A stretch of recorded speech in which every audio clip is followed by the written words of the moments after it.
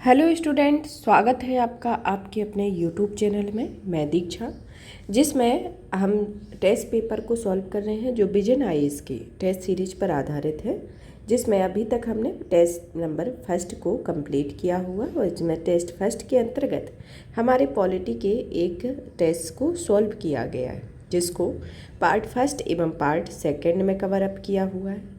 अब आज हम इसके सेकंड पेपर को स्टार्ट करते हैं, जिसमें पेपर सेकंड भी या पॉलिटी का रहेगा।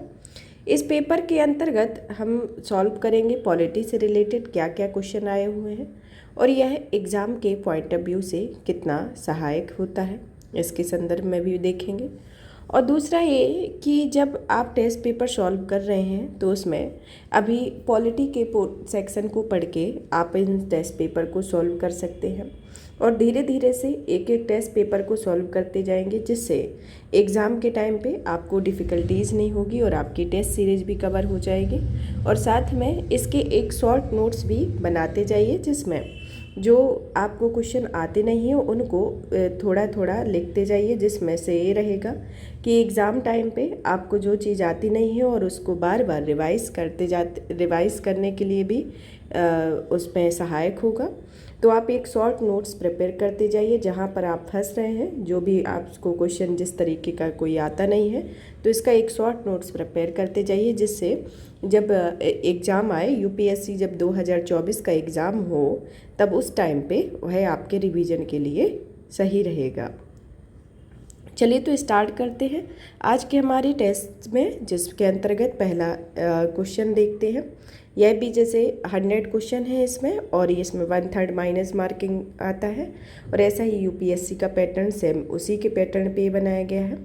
अब आता है हमारा आज का पहला क्वेश्चन। पहले क्वेश्चन की हम शुरुआत करते हैं कि भारत के उच्चतम न्यायालय के संदर्भ में देखते हैं कि भारत के उच्चतम न्यायालय के संदर्भ में निम्नलिखित कथनों पर विचार कीजिए, जिसके अंतर्गत पहला कथन दिया गया है कि भारत के उच्चतम न्यायालय का उद्घाटन संविधान के लागू होने के साथ हुआ था। दूसरा कथन आता है कि स्वतंत्रता के बाद उच्चतम न्यायालय ने अपील सर्वोच्च न्यायालय के रूप में ब्रिटिश प्रिवी काउंसिल का स्थान लिया है। तो इसके अंतर्गत ये हमारे दो कथन हैं, जिसमें हमें देखना है कि उपयुक्त में से कौन सा कथन सही है, जिसके अंतर्गत ऑप्शन आता है कि केवल एक सही होगा, ऑप्शन दूसरा आता है कि केवल दो सही होगा और ऑप्शन तीसरा आता है कि एक और दो दोनों सही होगा और ऑप्शन डी आता है कि ना तो एक सही होगा ना तो दूसरा सही होगा। तो इसमें आपको बताना है कि भारत के उच्चतम न्यायालय के संदर्भ में कि कौन सा कथन सही है। तो इसमें आता है कि आपका उत्तर होगा ऑप्शन बी, जिसमें पहला कथन आपका गलत है और दूसरा कथन आपका सही है। पहला कथन गलत क्यों है कि इसमें जो दिया गया है कि भारत के उच्चतम न्यायालय का उद्घाटन संविधान के लागू होने के साथ ही हुआ है, ना कि ये गलत है। तो यहाँ पर क्या है कि भारत के उच्चतम न्यायालय का जो उद्घाटन हुआ वह 28 जनवरी 1950 को किया गया था और भारतीय संविधान के लागू होने की जो तिथि है वह 26 जनवरी 1950 है। तो कब इसका उच्चतम न्यायालय का उद्घाटन हुआ था? 28 जनवरी 1950 को उच्चतम न्यायालय का उद्घाटन हुआ था, ना कि संविधान के उद्घाटन के साथ ही हुआ था। और संविधान का उद्घाटन हुआ था 26 जनवरी 1950 को। अब हमारा क्वेश्चन आता है, नेक्स्ट क्वेश्चन आता है कि भारत के राष्ट्रपति द्वारा संसद में निभाई जाने वाली भूमिका के संदर्भ में निम्नलिखित कथनों पर विचार कीजिए, जिसके अंतर्गत पहला कथन आता है कि वह साहित्य, विज्ञान, कला और समाज सेवा में विशेष ज्ञान रखने वाले दो व्यक्तियों को लोकसभा के लिए नाम निर्देशित कर सकता है। दूसरा ऑप्शन आता है या दूसरा कथन आता है कि वह संसद के समक्ष नियंत्रक व महालेखा परीक्षक को रिपोर्ट रखता है। तो ये इसमें से उपयुक्त कथन में से कौन सा कथन सही है? कथन एक, केवल एक सही है। कथन दूसरा आता है कि केवल दो सही है। ऑप्शन तीसरा आता है कि एक और दो दोनों सही है और ऑप्शन डी आता है कि ना तो एक सही है ना तो दूसरा सही है। तो इसको आपको उत्तर देना है। इसके अंतर्गत जो आपका उत्तर होगा ऑप्शन बी होगा, क्योंकि इसमें केवल दो सही है और इसका पहला गलत है। इसमें कहा गया है कि वह संसद के समक्ष नियंत्रक और महालेखा परीक्षक को रिपोर्ट रखता है।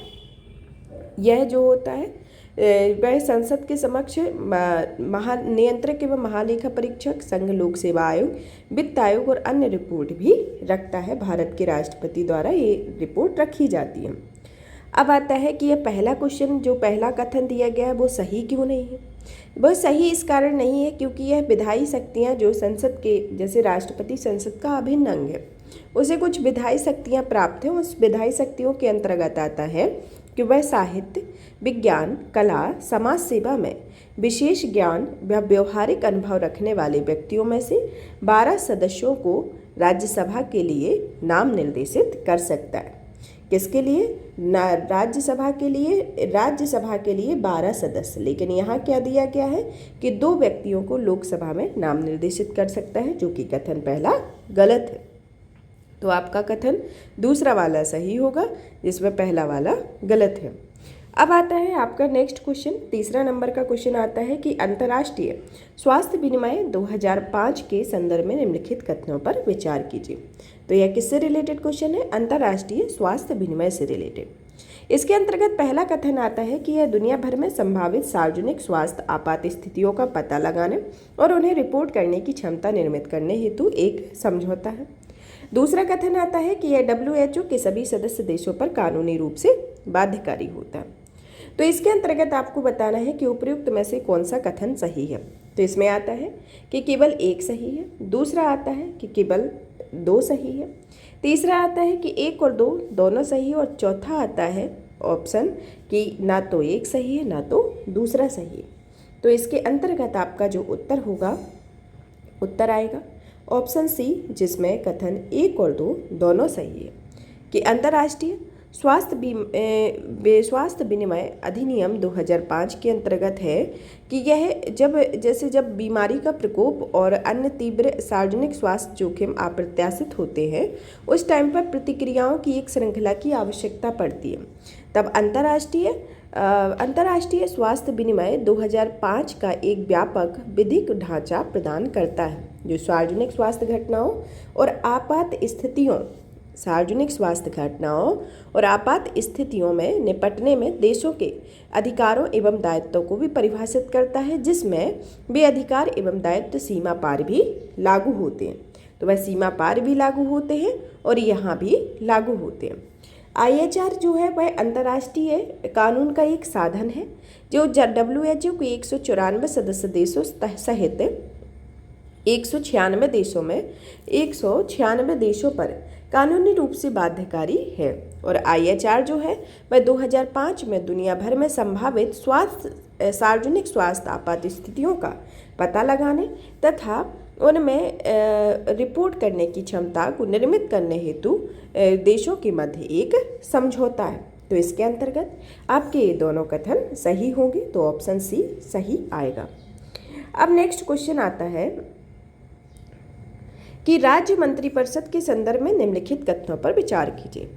अब जानते हैं राज्य मंत्रिपरिषद के संदर्भ में, इसके अंतर्गत पहला कथन दिया गया है कि संविधान राज्य मंत्रिपरिषद में मंत्रियों की अधिकतम संख्या निर्दिष्ट करता है। और दूसरा कथन आता है कि इसके अंतर्गत यह मंत्रिपरिषद द्वारा राज्यपाल को दी गई सलाह की जांच किसी भी न्यायालय में नहीं की जाएगी। तो इसके अंतर्गत आपका उपयुक्त में से कौन सा कथन सही है, जिसमें ऑप्शन ए आता है केवल 1, ऑप्शन दूसरा आता है केवल 2, और ऑप्शन तीसरा आता है 1 और 2 दोनों, और ऑप्शन डी आता है ना तो एक सही होगा ना तो दूसरा। तो इसके अंतर्गत आपको अपना उत्तर बताना है राज्य मंत्रिपरिषद के बारे में। एक इसमें आपका उत्तर होगा जो बी होगा, जिसमें पहला कथन सही नहीं है, इसका दूसरा कथन सही है। दूसरा कथन सही है कि मंत्रिपरिषद द्वारा राज्यपाल को दी गई सलाह की जांच किसी भी न्यायालय में नहीं की जाएगी। और इसमें राज्य मंत्रिपरिषद के संदर्भ में जब देखते हैं तो इसमें जो अधिकतम संख्या जो निर्दिष्ट नहीं है, यह गलत क्यों है? क्योंकि 91वें संविधान संशोधन अधिनियम 2003 के तहत, किसके तहत? 91वें संविधान संशोधन अधिनियम 2003 के तहत कहा गया है कि अनुच्छेद 168 में एक नया अनुच्छेद 164 में एक नया अनुच्छेद 164(1)(a) को जोड़ा गया। इसके अंतर्गत उसमें कहा गया है कि राज्य मंत्रिपरिषद मुख्यमंत्री सहित मंत्रियों की कुल संख्या उस राज्य की विधानसभा के सदस्यों की कुल संख्या के 15% से अधिक नहीं होगी। तो इसमें कितनी अधिकतम संख्या निर्दिष्ट की गई है? 15% संख्या निर्दिष्ट की गई है। और साथ ही है इसमें किसी राज्य के मुख्यमंत्री सहित मंत्रियों की संख्या 12 से कम नहीं होगी। यह कंडीशन दी गई है। कब दी गई है? 91वें संविधान संशोधन अधिनियम 2003 के तहत 164 के अंतर्गत एक नया आर्टिकल जोड़ा गया, 164 क्लॉज 1A को जोड़ा गया, जिसके अंतर्गत यह व्यवस्था दी गई है। अब आता है नेक्स्ट क्वेश्चन कि निम्नलिखित में से कौन से देश विक्टोरिया झील की सीमा को स्पर्श करते हैं? इसके अंतर्गत पहला आता है तंजानिया, दूसरा आता है युगांडा, तीसरा आता है रवांडा और चौथा आता है कीनिया। तो इसमें से कौन सा कूट सही होगा? जिसमें पहला आता है 1, 2, 3 सही होगा, दूसरा आता है 2, 3, 4 सही होंगे, तीसरा आता है 1, 2, 4 सही होगा और चौथा आता है 1, 3 और 4 सही होगा। तो इसके अंतर्गत आपको अपना उत्तर बताना है कि इसमें कौन सा उत्तर आपका सही होगा। तो इसमें आपका तंजानिया, युगांडा और कीनिया, इसके अंतर्गत ये जो 4 देश हैं वह 3 देश हैं जो विक्टोरिया झील की सीमा को स्पर्श करते हैं। इसमें रवांडा द विक्टोरिया झील की सीमा को स्पर्श नहीं करता है। जिसमें तंजानिया जो है वह तंजानिया 51% सीमा को स्पर्श करता है, मतलब 51% देश इसमें जल निकाय है। युगांडा जो है वह 44% है और केन्या जो है वह 5% है, जिसमें सर्वाधिक तंजानिया और सबसे कम केन्या का स्थान है। तो हाल ही में जो हुआ है, हाल ही में विज्ञान तथा पर्यावरण केंद्र और राष्ट्रीय पर्यावरण प्रबंधन अधिनियम या प्रबंधन परिषद तंजानिया ने संयुक्त रूप से विक्टोरिया झील में जल की गुणवत्ता के प्रबंधन के लिए एक रिपोर्ट जारी की गई है, जिसमें संदर्भ में यह क्वेश्चन पूछा गया है। और इसके साथ ही जो विक्टोरिया झील की सीमा को स्पर्श करने में सबसे ज़्यादा प्रतिशत तंजानिया का है, जो कि 51% है।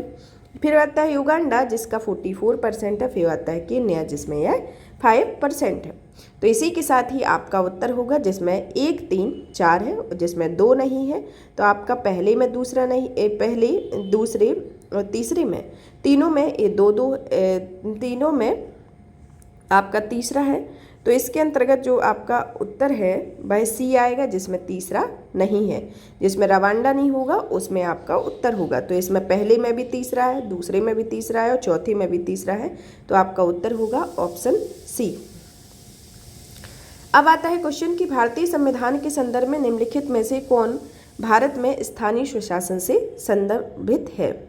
तो इसमें पहला आता है कि भाग 9, दूसरा आता है भाग 3, तीसरा आता है अनुच्छेद 324 और चौथा आता है अनुच्छेद भाग 4 और अनुच्छेद 280।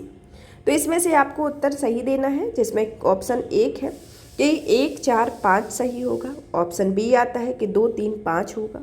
ऑप्शन सी आता है कि 3, 4, 5 होगा और ऑप्शन डी आता है 1, 2, 3, 4 होगा। तो इसमें आपको उत्तर देना है कि यह जो भारतीय संविधान के अंतर्गत निम्नलिखित में से जो स्थानीय स्वशासन के प्रावधान किस में दिए गए हैं। तो जो इसके स्थानीय स्वशासन के प्रावधान है संविधान के भाग 9 के अंतर्गत दिए गए हैं, जिसमें एक नया भाग 9 को शामिल किया गया है जिससे पंचायतों के नाम से उल्लेखित है। इसके बाद जो है वह भाग 4 में भी दिया गया है। भाग 4 के अंतर्गत नीति निर्देशक तत्वों में यानी आर्टिकल 40 के अंतर्गत पंचायतों के गठन की बात की गई है, जिसमें पंचायतों ग्राम पंचायतों को गठित करने के लिए कहा गया। और इसके साथ ही जो आपका जो 5वां है, जिसमें अनुच्छेद 280 के तहत राज्य के वित्त आयोग द्वारा की गई सिफारिशों में राज्यों में पंचायतों और नगर पालिकाओं में संसाधनों की आपूर्ति के लिए राज्य के संचित निधि के संवर्धन हेतु आवश्यक उपायों पर सिफारिशें करने का कर्तव्य केंद्रित वित्त आयोग को सौंपा गया है। तो अनुच्छेद 280 के तहत वित्त आयोग को ये सुविधाएं प्रदान की गई हैं कि वह राज्य में वित्त संबंधी संचित राज्य की संचित निधि के लिए सिफारिशें करें और उसके लिए यह कर्तव्य सौंपे गए हैं। तो इसमें से देख लेंगे कि इसमें किस में पहला होगा, चौथा होगा, 5वां होगा। तो पहला, चौथा, 5वां इसके पहले ही में है कि केवल 1, 4, 5 में ही होगा। तो इसके साथ ही इसका जो उत्तर होगा ऑप्शन ए ही आएगा। अब आता है क्वेश्चन कि उपयुक्त में से कोई नहीं या नोटा के संदर्भ में निम्नलिखित कथनों पर विचार कीजिए। तो पहला कथन आता है कि नोटा विकल्प के तहत डाले गए मतों की गणना चुनाव लड़ने वाले उम्मीदवारों हेतु डाले गए कुल वैध मतों में की जाती है ताकि उम्मीदवारों की जमानत राशि वापस की जा सके। दूसरा कथन आता है कि भले ही नोटा विकल्प के तहत डाले गए मत किसी भी उम्मीदवार के लिए डाले गए मतों की संख्या से अधिक हो, तब भी सबसे अधिक मत प्राप्त करने वाले उम्मीदवार को ही निर्वाचित घोषित किया जाता है। तो उपयुक्त में से आपको कौन सा कथन सही है, जिसमें आपको बताना है कि केवल एक सही है। दूसरा आता है कि केवल दो सही है। तीसरा आता है कि केवल एक और दो दोनों सही है। और इसके साथ ही आपका ऑप्शन डी आता है कि ना तो एक सही है ना तो दूसरा सही है। तो आपको इसमें से जानना है कि आपका जो उत्तर होगा ऑप्शन बी आएगा, क्योंकि इसमें पहला कथन गलत है और इसका दूसरा कथन सही है, क्योंकि उम्मीदवारों को जमानत राशि की वापसी के उद्देश्य से चुनाव लड़ने वाले उम्मीदवारों हेतु डाले गए कुल वैध मतों की गणना के लिए नोटा विकल्प के तहत डाले गए मतों की में ध्यान नहीं रखा जाता है।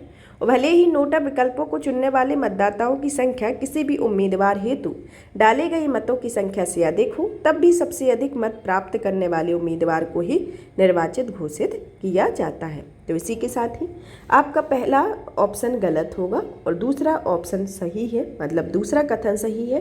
तो इसके साथ ही आपका जो ऑप्शन होगा वह केवल बी, मतलब केवल दो सही होगा। अब आता है क्वेश्चन की संविधान में निम्नलिखित में से किन्हें संसद के सदस्य के रूप में निर्वाचित होने के लिए स्पष्ट रूप से अयोग्यता के आधार पर वर्णित किया जाता है। अयोग्यता के आधार पर किसे वर्णित किया जाता है? इसके अंतर्गत पहला कथन आता है कि वह संघ या राज्य सरकार के अधीन कोई लाभ का पद धारण करता हो। दूसरा आता है कि वह अनुन्मोचित दिवालिया हो।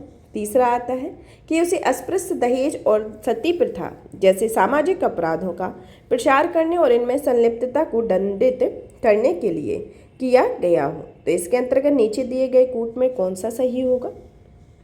इसमें आता है कथन के ऑप्शन पहला आता है कि केवल एक और तीन होगा। दूसरा आता है कि एक और दो दोनों सही होगा। तीसरा आता है कि दो और तीन सही होगा और चौथा आता है कि तीनों ही सही होंगे। तो इसमें आपको जानना है, तो इसमें आपका पहला कथन जो है वह सही है और दूसरा कथन भी सही है और तीसरा आपका इसमें गलत है।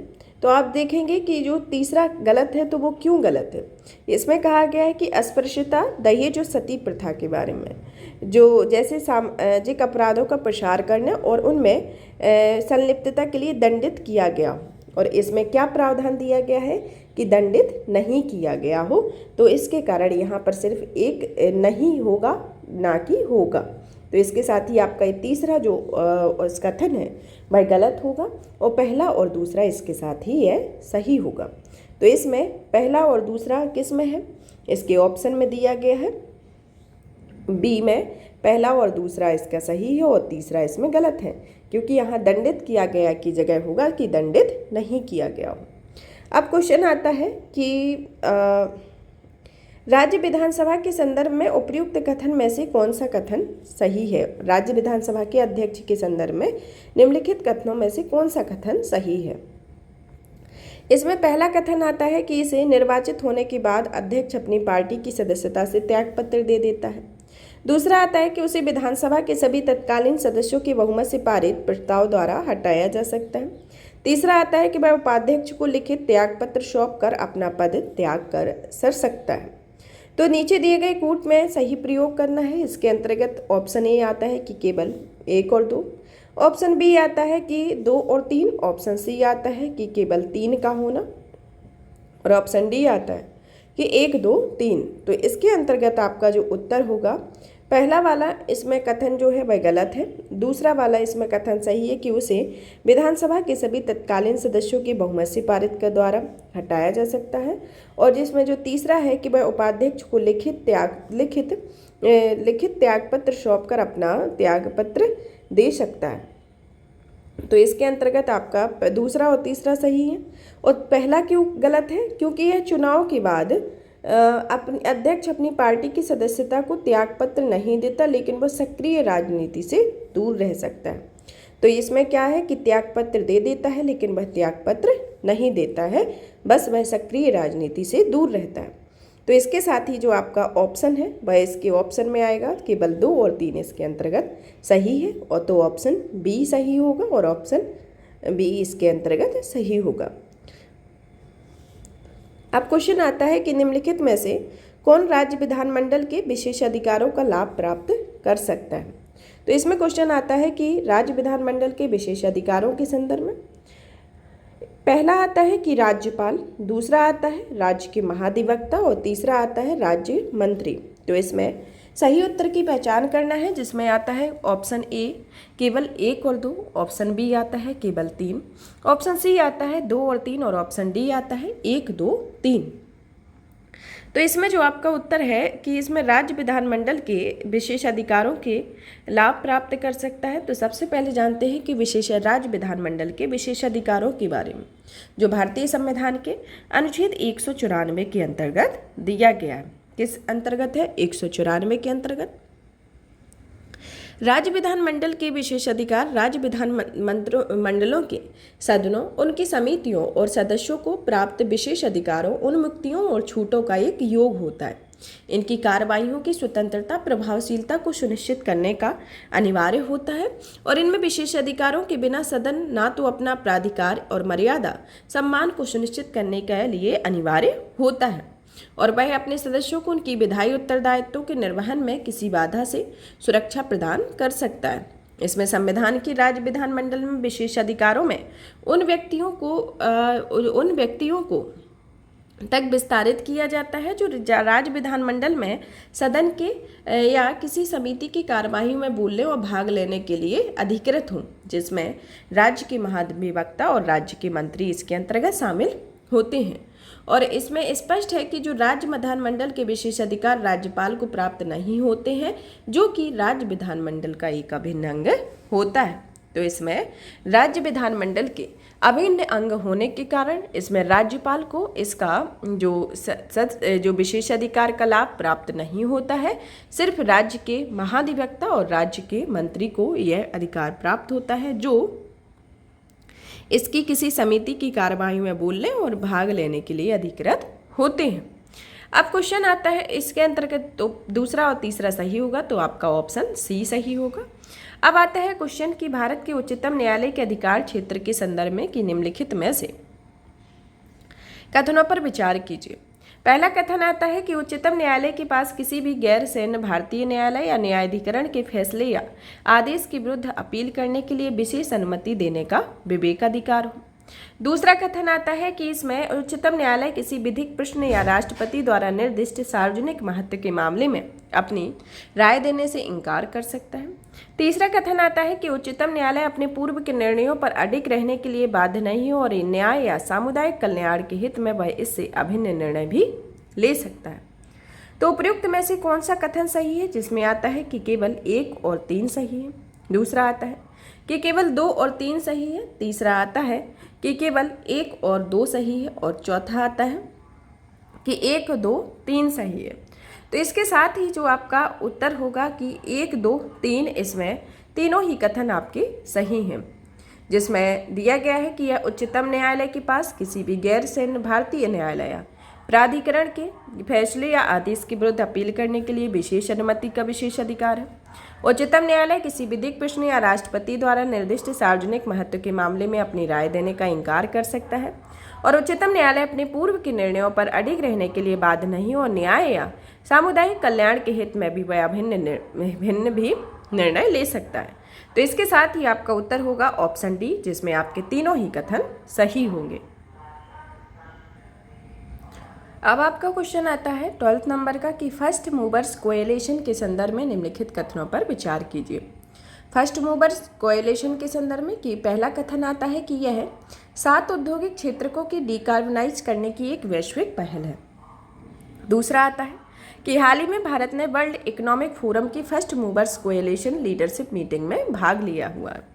तो उपयुक्त में से कौन सा कथन सही है? जिसके अंतर्गत आता है ऑप्शन ए कि केवल 1 सही है, ऑप्शन बी आता है कि केवल 2 सही है, और ऑप्शन सी आता है कि 1 और 2 दोनों सही है, और इसके साथ ही ऑप्शन डी आता है कि ना तो 1 सही है ना तो दूसरा सही है।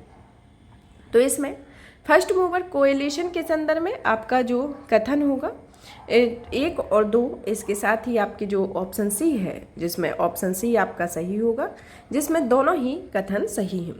अब इसकी एक्सप्लेनेशन को जानें कि सबसे पहले देखते हैं कि फर्स्ट मूवर्स कोएलिशन होता क्या। फर्स्ट मूवर कोएलिशन एक वैश्विक पहल है। कैसी पहल है? एक यह वैश्विक पहल है जो कार्बन हटाने वाली नवीन तकनीकों के साथ कंपनियों की क्रय शक्ति का उपयोग कर साथ हाई टू इफेक्ट औद्योगिक क्षेत्रों को डीकार्बनाइज करने के लिए करती हैं। वर्तमान में ये क्षेत्र वैश्विक उत्सर्जन के 30% भाग के लिए उत्तरदायी होते हैं। तो ये कितने प्रतिशत भाग के लिए उत्तरदायी हैं? 30% भाग के लिए यह उत्तरदायी होते हैं। और इन क्षेत्रों में एल्यूमिनियम, विमानन, रसायन, कंक्रीट, शिपिंग, स्टील और ट्रकिंग शामिल होता है। कोएलिशन का गठन करने वाली 50+ कंपनियों द्वारा, कितनी कंपनी?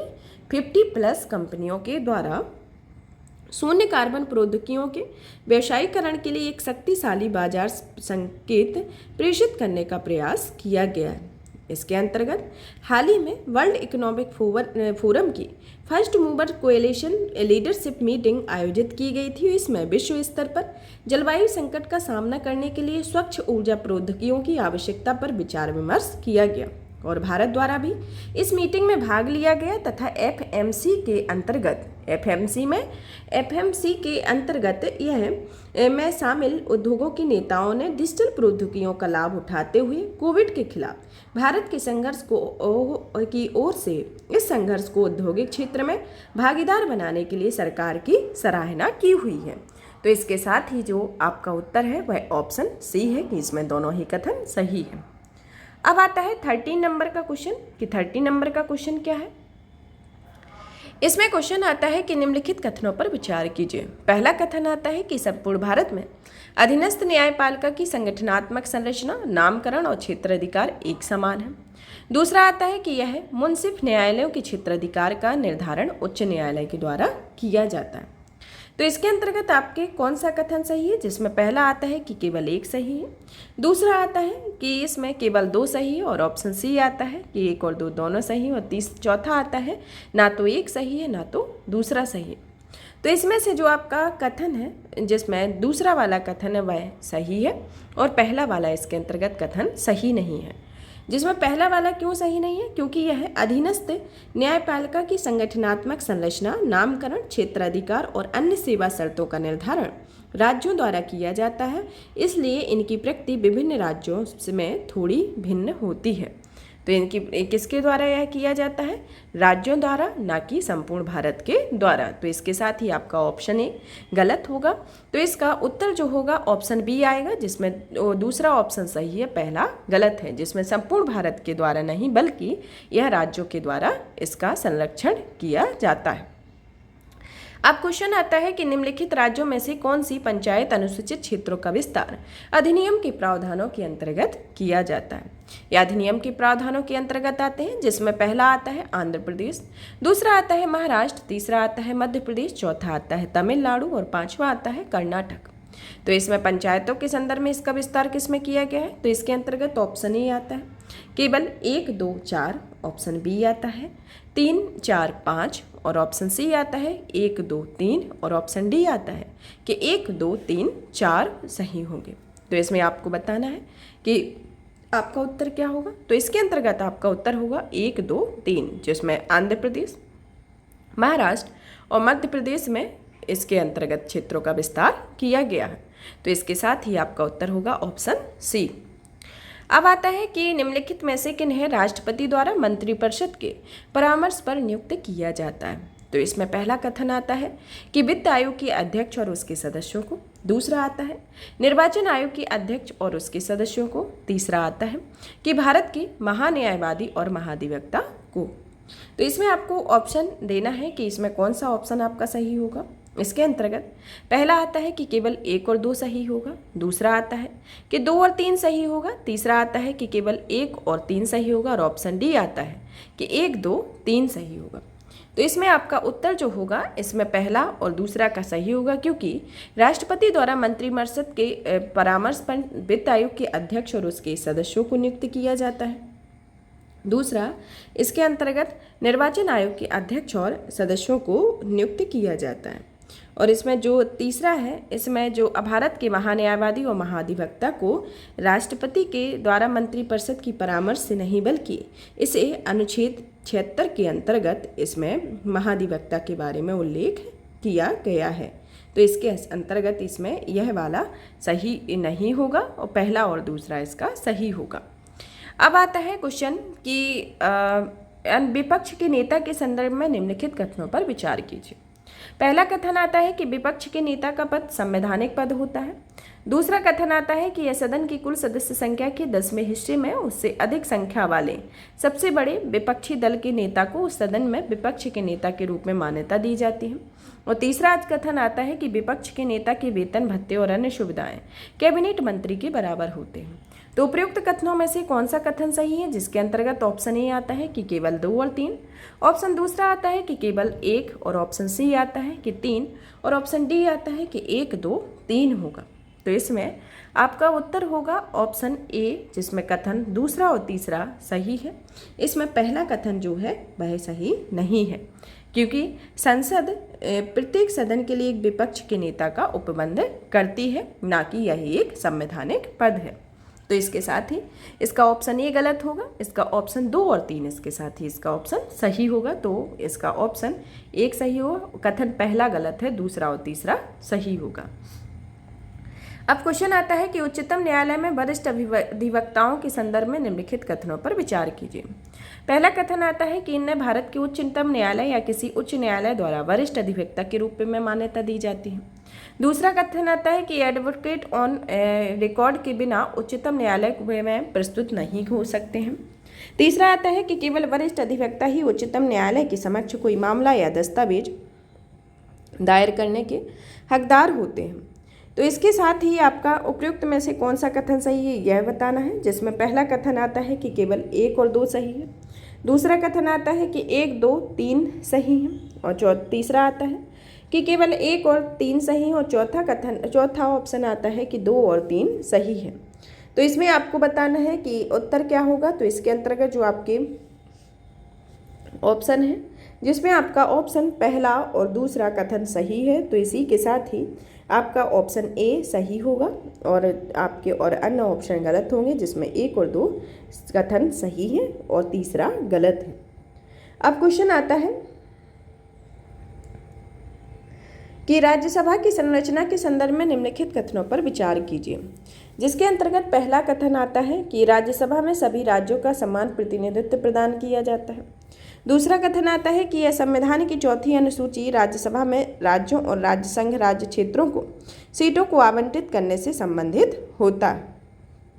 तो इसके अंतर्गत आपका कथन कौन सा सही नहीं है, इसमें आपको बताना है कि कौन सा कथन सही नहीं है। केवल 1, केवल 2, 1 और 2 दोनों, और ना तो 1 ना तो 2। तो इसके अंतर्गत आपका उत्तर है कि इसमें से कौन सा कथन सही नहीं है। इसके अंतर्गत केवल 1 सही नहीं है और इसका दूसरा वाला कथन सही है। पहला 1 सही क्यों नहीं है? क्योंकि राज्यसभा का प्रतिनिधित्व या राज्यों का प्रतिनिधित्व, राज्यसभा में राज्यों के प्रतिनिधि के निर्वाचन राज्य विधानसभाओं के निर्वाचित सदस्यों करते हैं, राज्यसभा के निर्वाचित सदस्य करते हैं। यह निर्वाचन आनुपातिक प्रतिनिधित्व पद्धति के अनुसार एकल संक्रमणीय मत पद्धति के द्वारा किया जाता है, जिसमें राज्यसभा के लिए राज्यसभा की सीटों का आवंटन उनकी जनसंख्या के आधार पर किया जाता है। इसलिए राज्य के प्रतिनिधियों की संख्या एक राज्य से दूसरे राज्यों में भिन्न होती है। जैसे अगर उदाहरण के तौर पर देखें कि राज्यसभा में उत्तर प्रदेश में 31 सदस्य हैं और जो त्रिपुरा राज्य है वहाँ पर 1 सदस्य है। लेकिन यूएसए में जनसंख्या के स्थान पर सभी राज्यों को सीनेट में समान प्रतिनिधित्व दिया जाता है और संयुक्त राज्य अमेरिका में 50 राज्यों में सीनेट पर कुल 100 सीटें हैं, जिसमें प्रत्येक राज्य को 2 सीटें दी जाती हैं। जिसमें यह आपका जो सही नहीं है, पहला सही नहीं है। तो इसके अंतर्गत यह जो व्यवस्था इसमें दी गई है वह ऐसी संयुक्त राज्य अमेरिका में है, ना कि भारत में। तो इसके साथ ही आपका ऑप्शन होगा ए और दूसरा वाला ऑप्शन कथन सही है, पहला कथन गलत है। अब आता है क्वेश्चन कि निम्नलिखित में से किसी व्यक्ति किसी राज्य की विधान परिषद के सदस्यों के निर्वाचन में भाग ले सकता है। तो उपयुक्त में से कथन कौन सा सही है कि इसके अंतर्गत पहला आता है कि राज्य की नगर पालिकाओं के सदस्य, दूसरा आता है कि राज्य में रह रहे 3 वर्ष से स्नातक हो, और तीसरा आता है कि राज्य में 3 वर्षों से अध्यापन कर रहे शिक्षक व माध्यमिक विद्यालय के कम के ना हो, और चौथा आता है कि राज्य विधानसभा के सदस्य आते हैं। तो इनमें से कौन सा कूट सही है? इसके अंतर्गत पहला आता है कि 1, 2, 3 सही है, दूसरा आता है 3 और 4 सही है, तीसरा आता है कि 1, 2, 3, 4 सही है, और चौथा आता है कि केवल 1 और 4 सही है। तो इसमें से आपको बताना है कि इसके अंतर्गत आपका उत्तर कौन सा होगा। तो इसमें आपके जो चारों कथन हैं चारों ही सही हैं, तो इसके साथ ही आपका ऑप्शन सी सही होगा, जिसमें 1, 2, 3, 4 ही कथन सही है। इसमें जो राज्य की नगर पालिकाओं के सदस्य भी शामिल होंगे, भाग ले सकते हैं। राज्य में रह रहे 3 वर्ष से स्नातक भी भाग ले सकते हैं। राज्य में 3 वर्षों से अध्यापक रहे शिक्षक या माध्यमिक विद्यालय से कम के ना हो, वह भी भाग ले सकते हैं, और राज्य विधानसभा के सदस्य भी इसमें भाग ले सकते हैं। तो इसी के साथ ही आपके ऑप्शन चारों ही सही होंगे, तो ऑप्शन सी सही होगा। अब क्वेश्चन आता है कि महानगर योजना समिति के संदर्भ में निम्नलिखित कथनों पर विचार कीजिए। महानगर योजना समिति के बारे में कि यह पहला कथन आता है कि यह राज्य विधायिका महानगर योजना समितियों की संरचना के लिए प्रावधान कर सकती है। दूसरा आता है कि इसके 3/4 सदस्य महानगर क्षेत्र में नगरपालिका के निर्वाचित सदस्यों और पंचायतों के अध्यक्षों द्वारा अपने बीच में से चुने जाते हैं। और तीसरा आता है कि इस समितियों में अध्यक्ष द्वारा विकास योजना को राज्य सरकार को भेजा जाता है। तो उपयुक्त में से कौन सा कथन सही है? जिसमें पहला आता है कि केवल 1 सही होगा, दूसरा आता है कि केवल 2 और 3 सही होगा, तीसरा आता है कि 1 और 3 सही होगा, और चौथा आता है कि 1, 2, 3 सही होगा।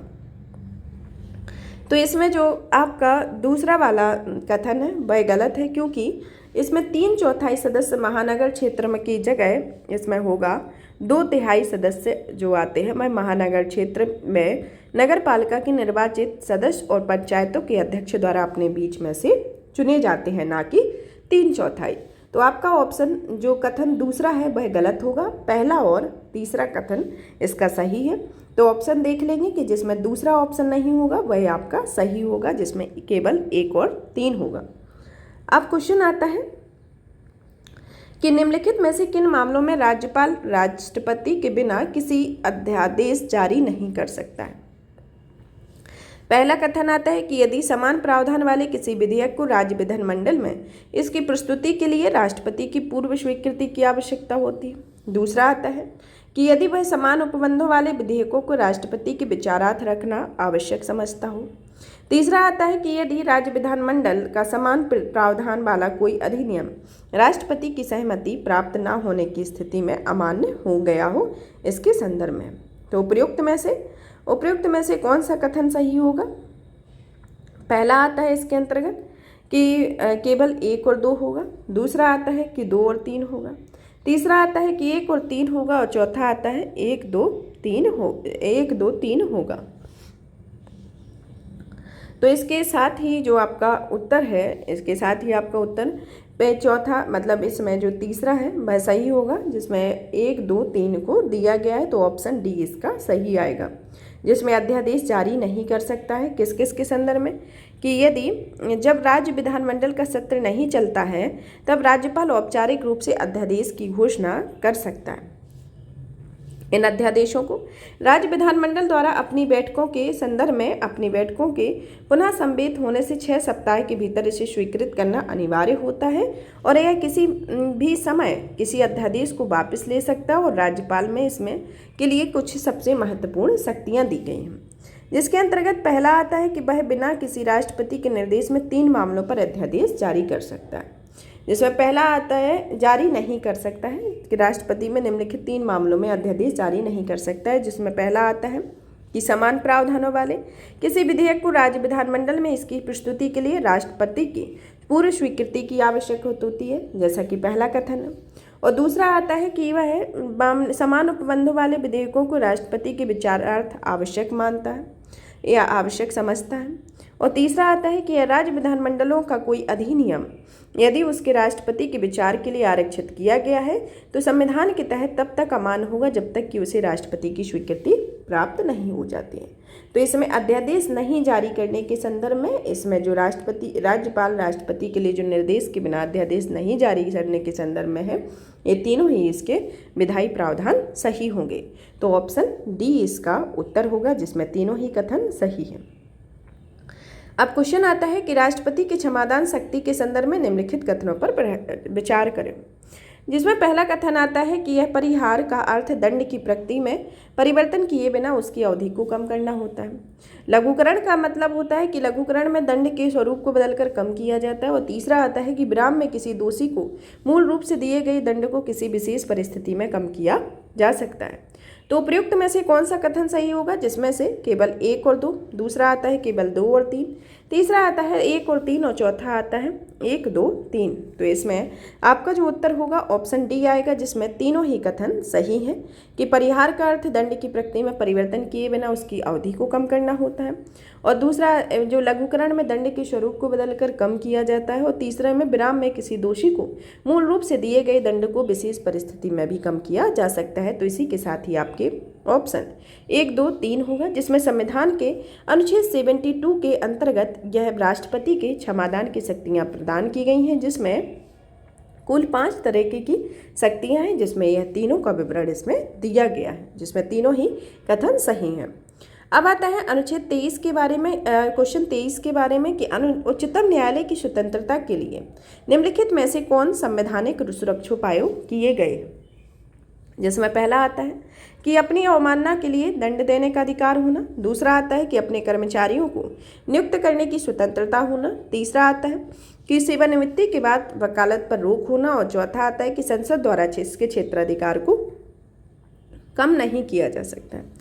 तो निम्नलिखित में से कौन सा कथन का सही उत्तर होगा, जिसमें ऑप्शन ए आता है केवल 1 और 2, ऑप्शन बी आता है कि 1 और 3 का होना, ऑप्शन सी 2, 3, 4 होना, और ऑप्शन डी 1, 2, 3, 4 होना।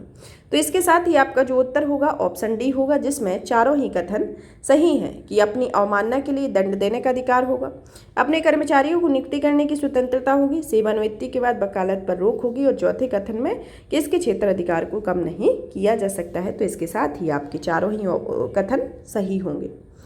अब आता है क्वेश्चन के निम्नलिखित कथनों पर विचार कीजिए, जिसमें पहला आता है कि राज्यपाल संबंधित राज्य उच्च न्यायालय के न्यायाधीशों की नियुक्ति राष्ट्रपति के परामर्श के बाद की जाती है, और दूसरा किसी राज्य में जिला न्यायाधीशों की नियुक्ति पद स्थापना और पदोन्नति राज्य के राज्यपाल द्वारा उच्च न्यायालय के परामर्श से की जाती है।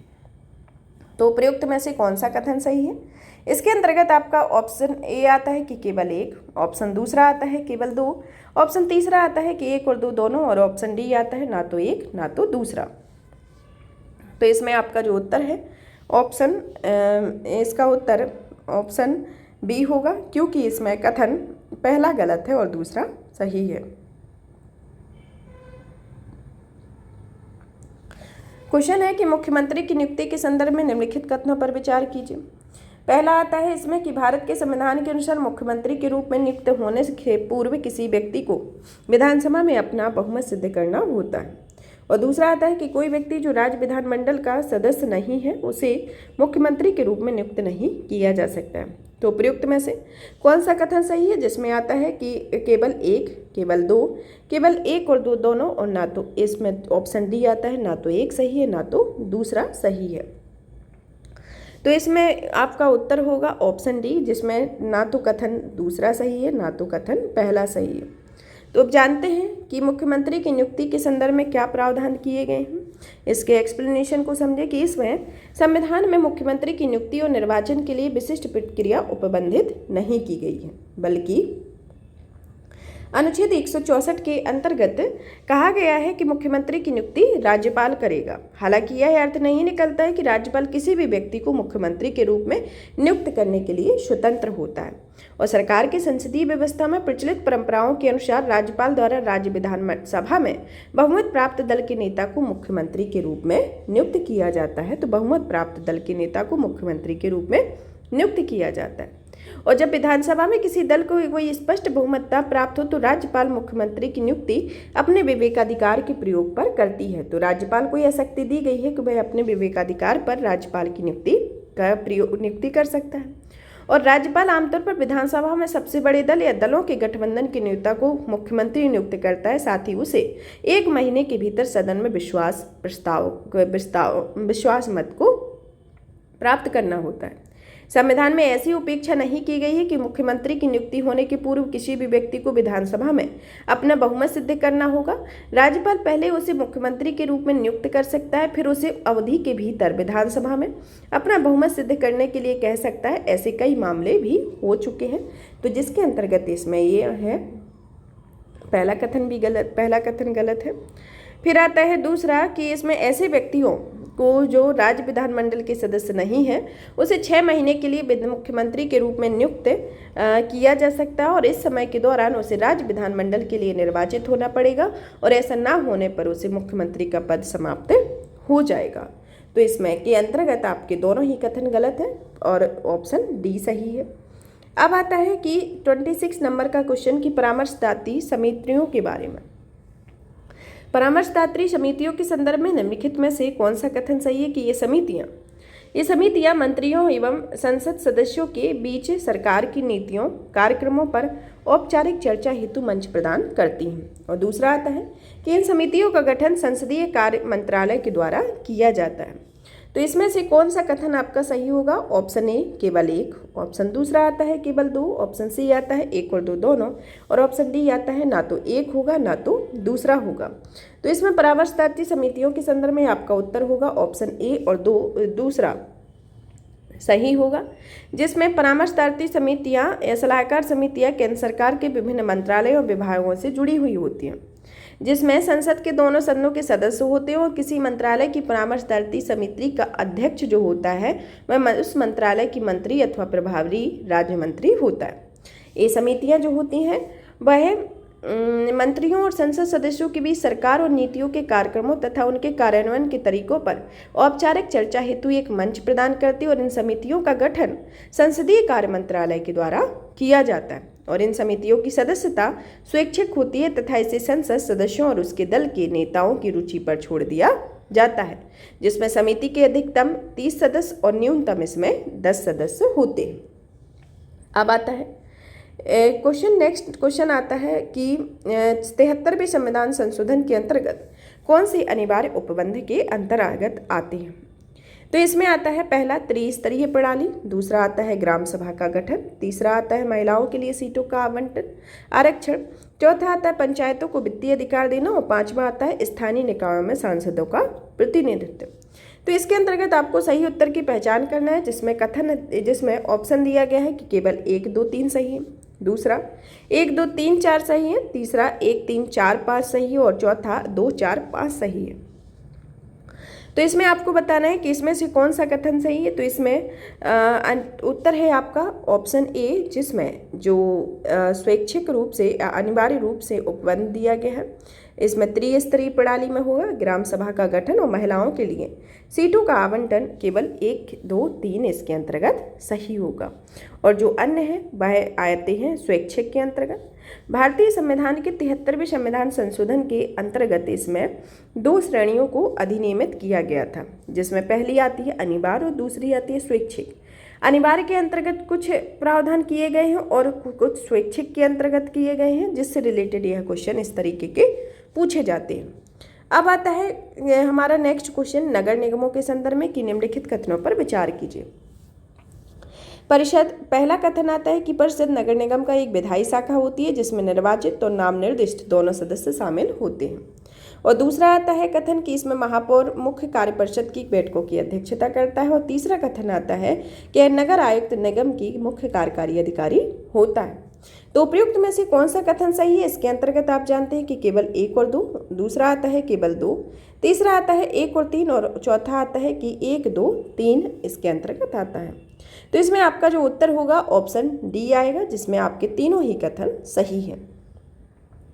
अब क्वेश्चन आता है कि राज्यों में फास्ट ट्रैक कोड के संदर्भ में निम्नलिखित कथनों पर विचार कीजिए। फास्ट ट्रैक कोर्ट का गठन संबंधित उच्च न्यायालयों के परामर्शों से राज्यपाल द्वारा किया जाता है। दूसरा कथन आता है कि इसमें फास्ट ट्रैक कोर्ट को न्यायाधीशों के तदर्थ आधार पर नियुक्त किए जाते हैं। तो उपयुक्त में से कौन सा कथन सही है, जिसमें पहला आता है केवल एक, दूसरा आता है केवल दो, ऑप्शन सी आता है एक और दो दोनों, और ऑप्शन डी आता है ना तो एक ना तो दो।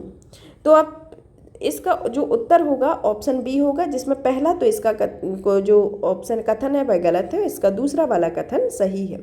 तो इसके साथ ही आपका उत्तर जो होगा ऑप्शन बी आएगा, जिसमें दूसरा कथन सही है, तो ऑप्शन बी इसका सही होगा।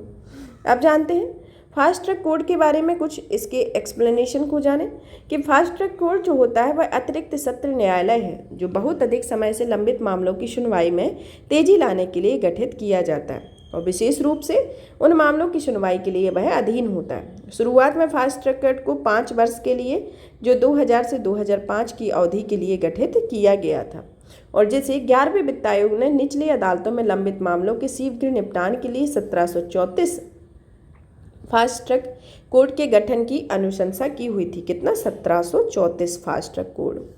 और इसका गठन संबंधित उच्च न्यायालयों के परामर्श से राज्य सरकारों के द्वारा किया जाता है, ना कि राज्यपाल के द्वारा किया जाता है। इसमें यह कथन में दिया गया है कि राज्यपाल के द्वारा किया जाता है, यह पहला कथन तभी गलत है। और यह किसके द्वारा किया जाता है? यह राज्य सरकारों के द्वारा किया जाता है।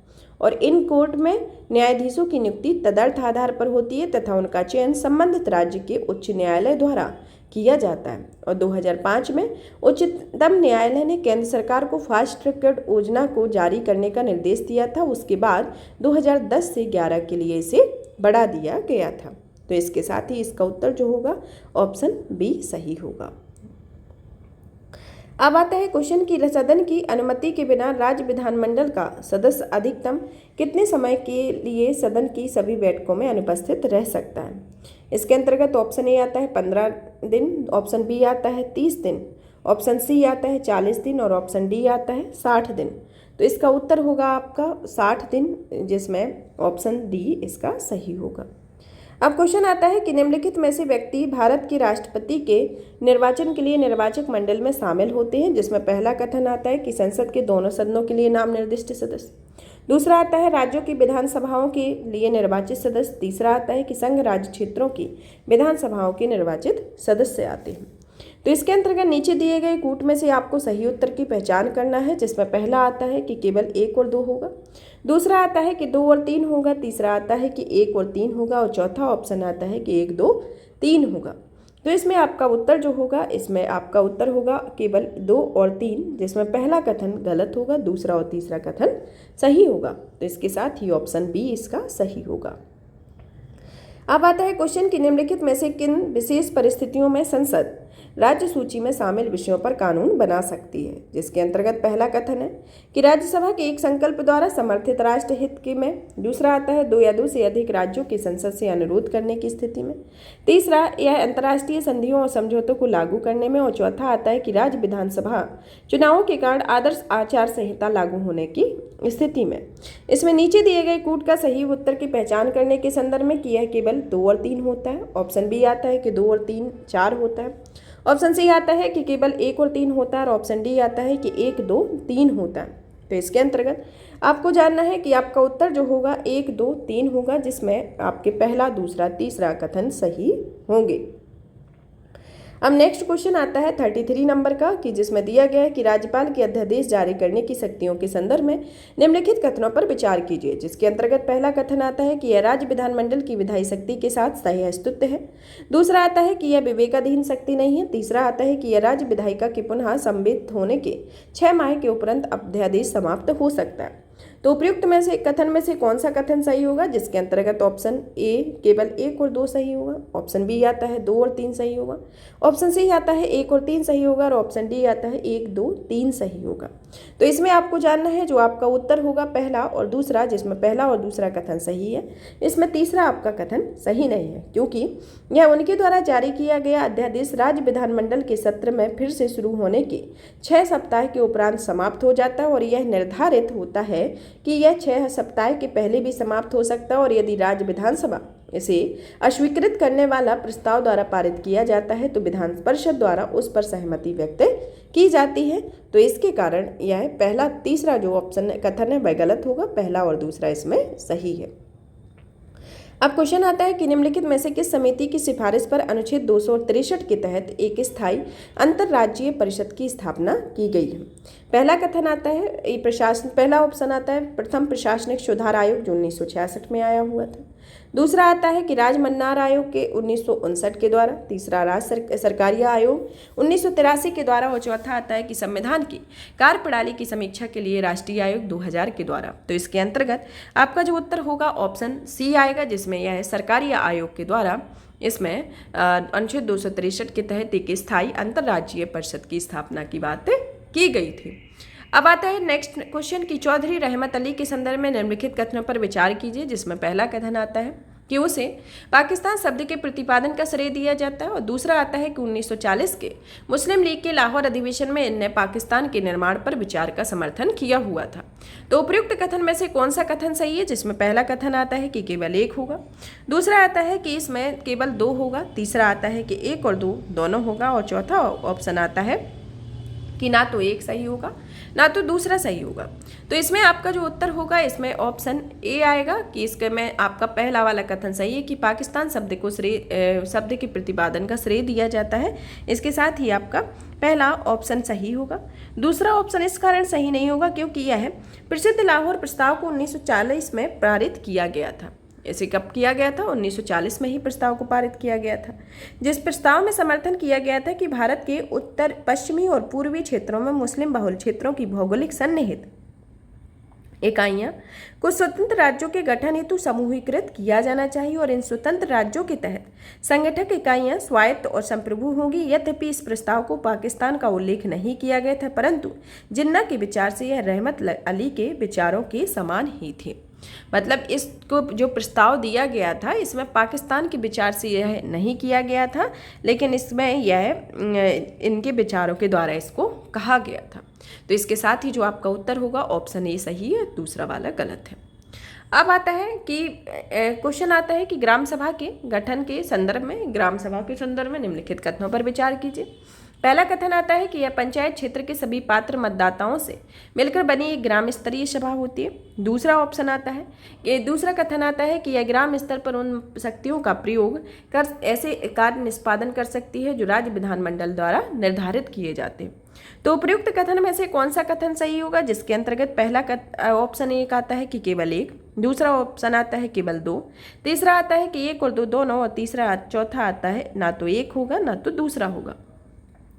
तो इसमें आपका जो उत्तर है वह आएगा, इसके अंतर्गत जो आपका उत्तर होगा केवल दो सही होगा कि इसमें पहला कथन गलत है, जिसमें दूसरा वाला कथन सही है। जिसमें पहला कथन क्यों सही नहीं है? पहला कथन सही इस कारण नहीं है क्योंकि यह पंचायत क्षेत्र में सभी पंजीकृत मतदाताओं से मिलकर बनने वाली एक ग्राम स्तरीय सभा होती है।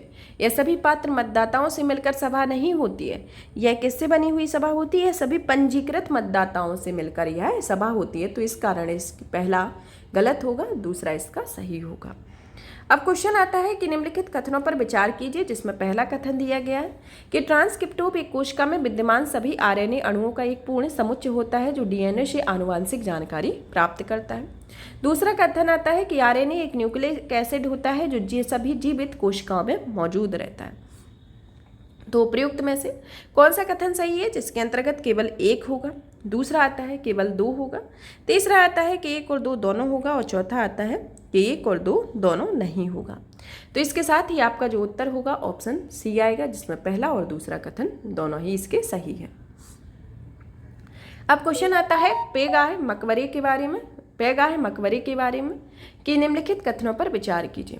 पहला आता है कि पैगाह मकबरा आसफ जाह और राजपूतानी शैली की वास्तुकला की एक सुंदर मिश्रण प्रस्तुत करता है। दूसरा आता है कि पैगाह हैदराबाद रियासत में सर्वोच्च श्रेणी के कुलीन थे, और तीसरा कथन आता है कि यह लाल संगमरमर से निर्मित है जो उत्कृष्ट रूप से डिजाइन किए गए इंटीरियर के कारण आगंतुकों को आकर्षित करता है। तो उपयुक्त में से कौन सा कथन सही है? पहला आता है कि केवल एक और दो, दूसरा आता है दो और तीन, तीसरा आता है एक और तीन, और चौथा आता है एक दो तीन और चार। तो इसमें आपका जो उत्तर होगा इसके अंतर्गत उत्तर आपका होगा ऑप्शन ए, क्योंकि इसमें केवल एक और दो कथन सही है, तीसरा इसका कथन सही नहीं है। अब आता है हमारा नेक्स्ट क्वेश्चन। नेक्स्ट क्वेश्चन के अंतर्गत आता है कि नेक्स्ट क्वेश्चन है 39 नंबर का, जिसमें दिया गया है कि निम्नलिखित में से किस देश ने हाल ही में अपने क्षेत्रों में वनों को बहाल करने के लिए शाह बलूत या चेस्टनट के वृक्ष को आनुवांशिक रूप से संशोधित किया हुआ है। जिसके अंतर्गत ऑप्शन ए आता है संयुक्त राज्य अमेरिका, ऑप्शन बी आता है ब्राजील, ऑप्शन सी आता है चीन और ऑप्शन डी आता है भारत। तो इसके अंतर्गत आपका जो उत्तर होगा ऑप्शन ए, जिसमें संयुक्त राज्य अमेरिका में यह आनुवांशिक रूप से इसे संशोधित किया गया, तो ऑप्शन ए सही होगा। नेक्स्ट क्वेश्चन आता है 40 नंबर का कि उच्च न्यायालयों के रिट क्षेत्राधिकार के संदर्भ में निम्नलिखित कथनों पर विचार कीजिए। जिसके अंतर्गत पहला कथन आता है कि उच्च न्यायालय के विपरीत उच्च न्यायालय किसी साधारण कानूनी अधिकार को लागू करने के लिए रिट जारी कर सकता है। दूसरा आता है कि रिट क्षेत्राधिकार संविधान की मूल संरचना का भाग है। तो इसके अंतर्गत कौन सा कथन सही होगा? ऑप्शन ए आता है कि केवल एक, ऑप्शन बी आता है केवल दो, ऑप्शन सी आता है एक और दो दोनों, और ऑप्शन डी आता है ना तो एक ना तो दो। तो इसके साथ ही आपका जो उत्तर होगा इसमें दोनों ही कथन सही होंगे कि एक और दो इसके साथ ही सही होगा, तो ऑप्शन सी आएगा। अब क्वेश्चन आता है कि अनुच्छेद 161 के तहत राज्य की क्षमादान शक्ति के संदर्भ में निम्नलिखित कथनों में पर विचार कीजिए। जिसमें पहला आता है कि वह मृत्युदंड को क्षमा कर सकता है। दूसरा आता है कि वह उस विषय से संबंधित जिस पर संबंधित राज्य की कार्यपालिका शक्ति का विस्तार होता है किसी विधि के विरुद्ध किए गए किसी अपराध के लिए सिद्ध दोष किसी व्यक्ति को क्षमा कर सकता है। तो उपयुक्त में से कौन सा कथन सही नहीं होगा, सही होगा? तो केवल एक, ऑप्शन ए में। दूसरा ऑप्शन आता है केवल दूसरा, ऑप्शन सी आता है एक और दो दोनों कथन सही होगा, और ऑप्शन डी आता है ना तो एक सही होगा ना तो दूसरा। तो इसमें जो आपका उत्तर होगा ऑप्शन ए आएगा, जिसमें ऑप्शन बी आएगा, जिसमें कथन दूसरा सही है और इसका पहला कथन गलत है। तो ऑप्शन बी इसका उत्तर होगा। अब क्वेश्चन आता है कि भारत के उच्चतम न्यायालय के न्यायाधीशों के संदर्भ में निम्नलिखित कथनों पर विचार कीजिए। कोई भी पहला कथन आता है कि कोई व्यक्ति जो किसी उच्च न्यायालय में 10 वर्षों से अधिक समय तक अधिवक्ता रहा हो और उच्चतम न्यायालय के न्यायाधीश के रूप में नियुक्त किया जा सकता है। दूसरा आता है कि संविधान के उच्चतम न्यायालय के न्यायाधीशों के कार्यकाल के साथ साथ उनकी न्यूनतम आयु भी निर्धारित नहीं की है।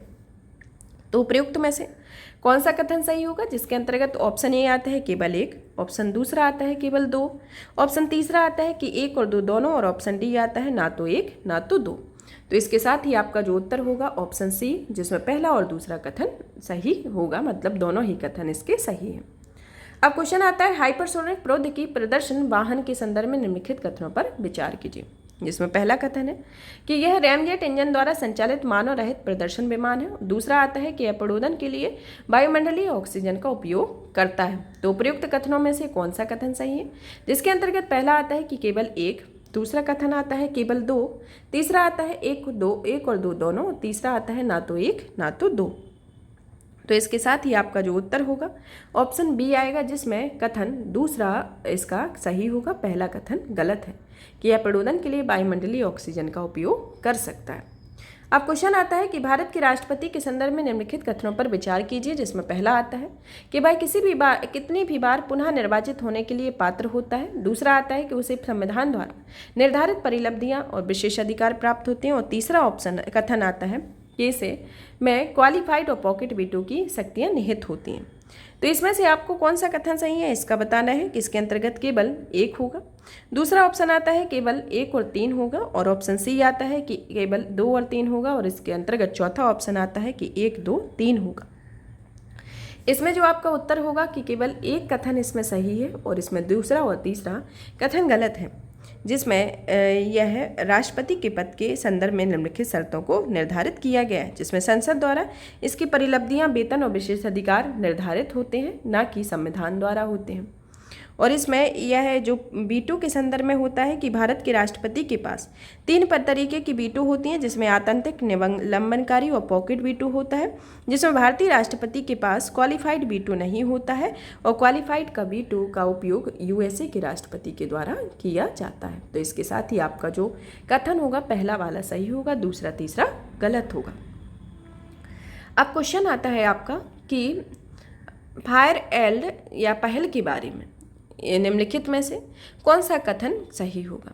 पहला आता है कि इनका जो कथन पहला है कि इसका उद्देश्य वनाग्नि को प्रभावी ढंग से प्रबंधित करने के लिए कृत्रिम बुद्धिमत्ता का उपयोग करता है। दूसरा आता है कि यह विश्व आर्थिक मंच द्वारा लॉन्च किया जाता है।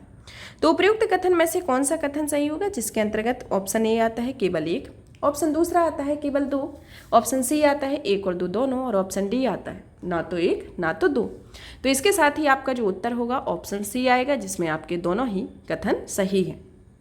यह जो पहल चलाई गई है जलवायु परिवर्तन के परिणाम स्वरूप वनाग्नि या जंगल की आग की गंभीरता, प्रसार और आवृत्ति सभी में वृद्धि हुई है, और इसके संदर्भ में वनाग्नि वन पारिस्थितिकी प्रणालियों के साथ साथ उच्च जोखिम वाले ग्रामीण क्षेत्रों के लिए एक विशेष खतरा पैदा करता है तथा यह स्वास्थ्य सुरक्षा, वानिकी, प्राकृतिक आपदा एवं आपातकालीन राहत एजेंसियां तथा ग्रामीण नियोजन जैसी महत्वपूर्ण सेवाएं और संसाधनों पर अत्यधिक बोझ है, और यह मौजूदा जोखिम प्रबंधन प्रणाली आग की बढ़ती घटनाओं से निपटने के लिए संघर्ष कर रही है, जिसमें पूर्वानुमान और बेहतर अग्निशमन दोनों ही मोर्चों पर तकनीकी नवाचार सबसे महत्वपूर्ण जरूरत बनी हुई है, जहां पर कृत्रिम बुद्धिमत्ता जोखिम वाले स्थानों का पूर्वानुमान लगाने में और आग बुझाने की सर्वोत्तम संभव रणनीति बनाने में मदद कर सकती है, जिसमें इसे वैश्विक मुद्दे का समाधान के लिए एक वैश्विक आर्थिक मंच के रूप में आर्टिफिशियल इंटेलिजेंस और मशीन लर्निंग प्लेटफॉर्म में C4IR नेटवर्क, केक होल्डिंग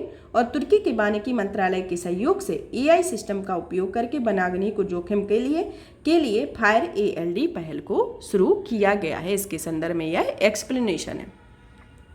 अब हमारा 46 नंबर का क्वेश्चन आता है, जिसमें दी पूछा गया है कि निम्नलिखित कार्यों में से किसी राज्य के मुख्यमंत्री के द्वारा किया जाता है। निम्नलिखित में से कौन से कार्यों में से कौन से किसी राज्य के मुख्यमंत्री के द्वारा किए जाते हैं, जिसके अंतर्गत पहला कथन आता है कि वह सॉलिसिटर जनरल की नियुक्ति के संदर्भ में राज्यपाल को सलाह देता है। दूसरा आता है कि वह अंतर राज्य परिषद की अध्यक्षता करता है, और तीसरा आता है कि वह राज्य योजना बोर्ड का अध्यक्ष होता है।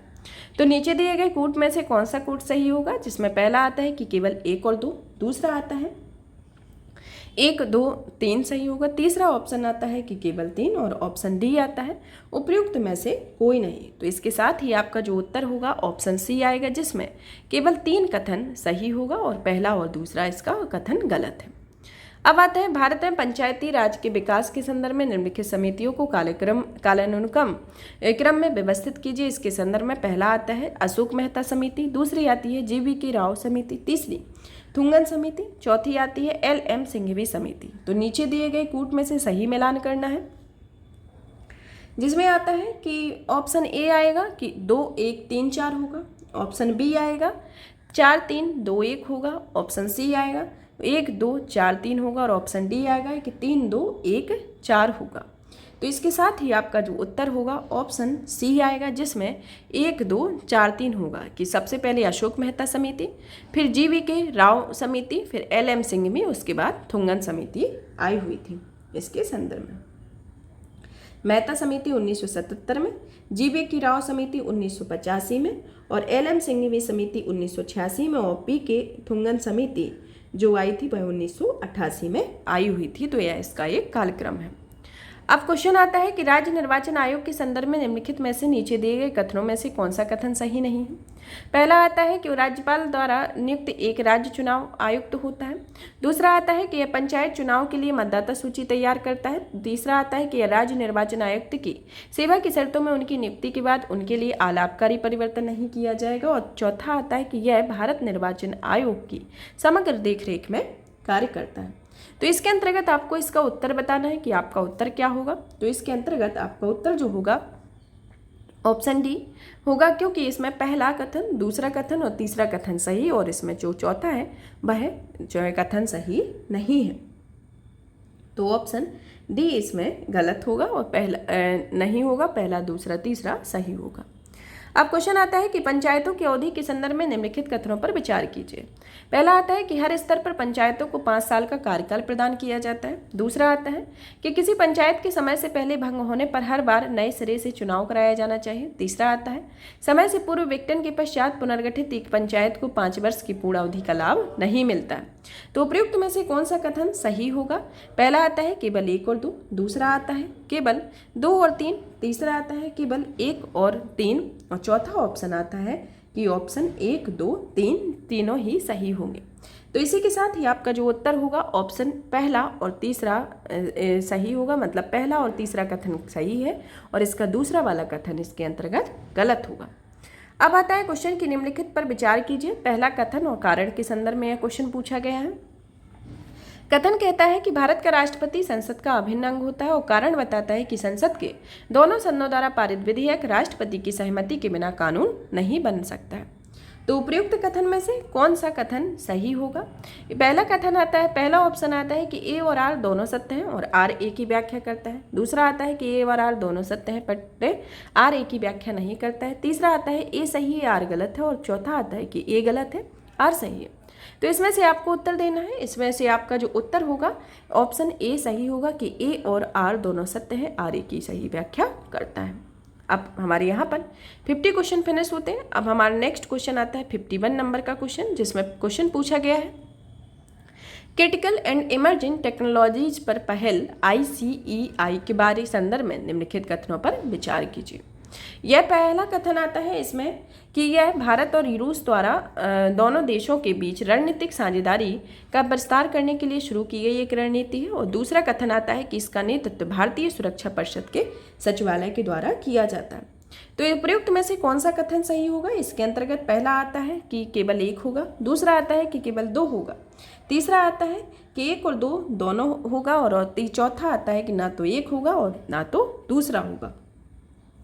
इसके अंतर्गत जो आपका उत्तर है ऑप्शन बी सही होगा, जिसमें कथन दूसरा सही होगा, जिसमें ऑप्शन बी आएगा, जो केवल 2 कथन सही है, पहला कथन गलत है।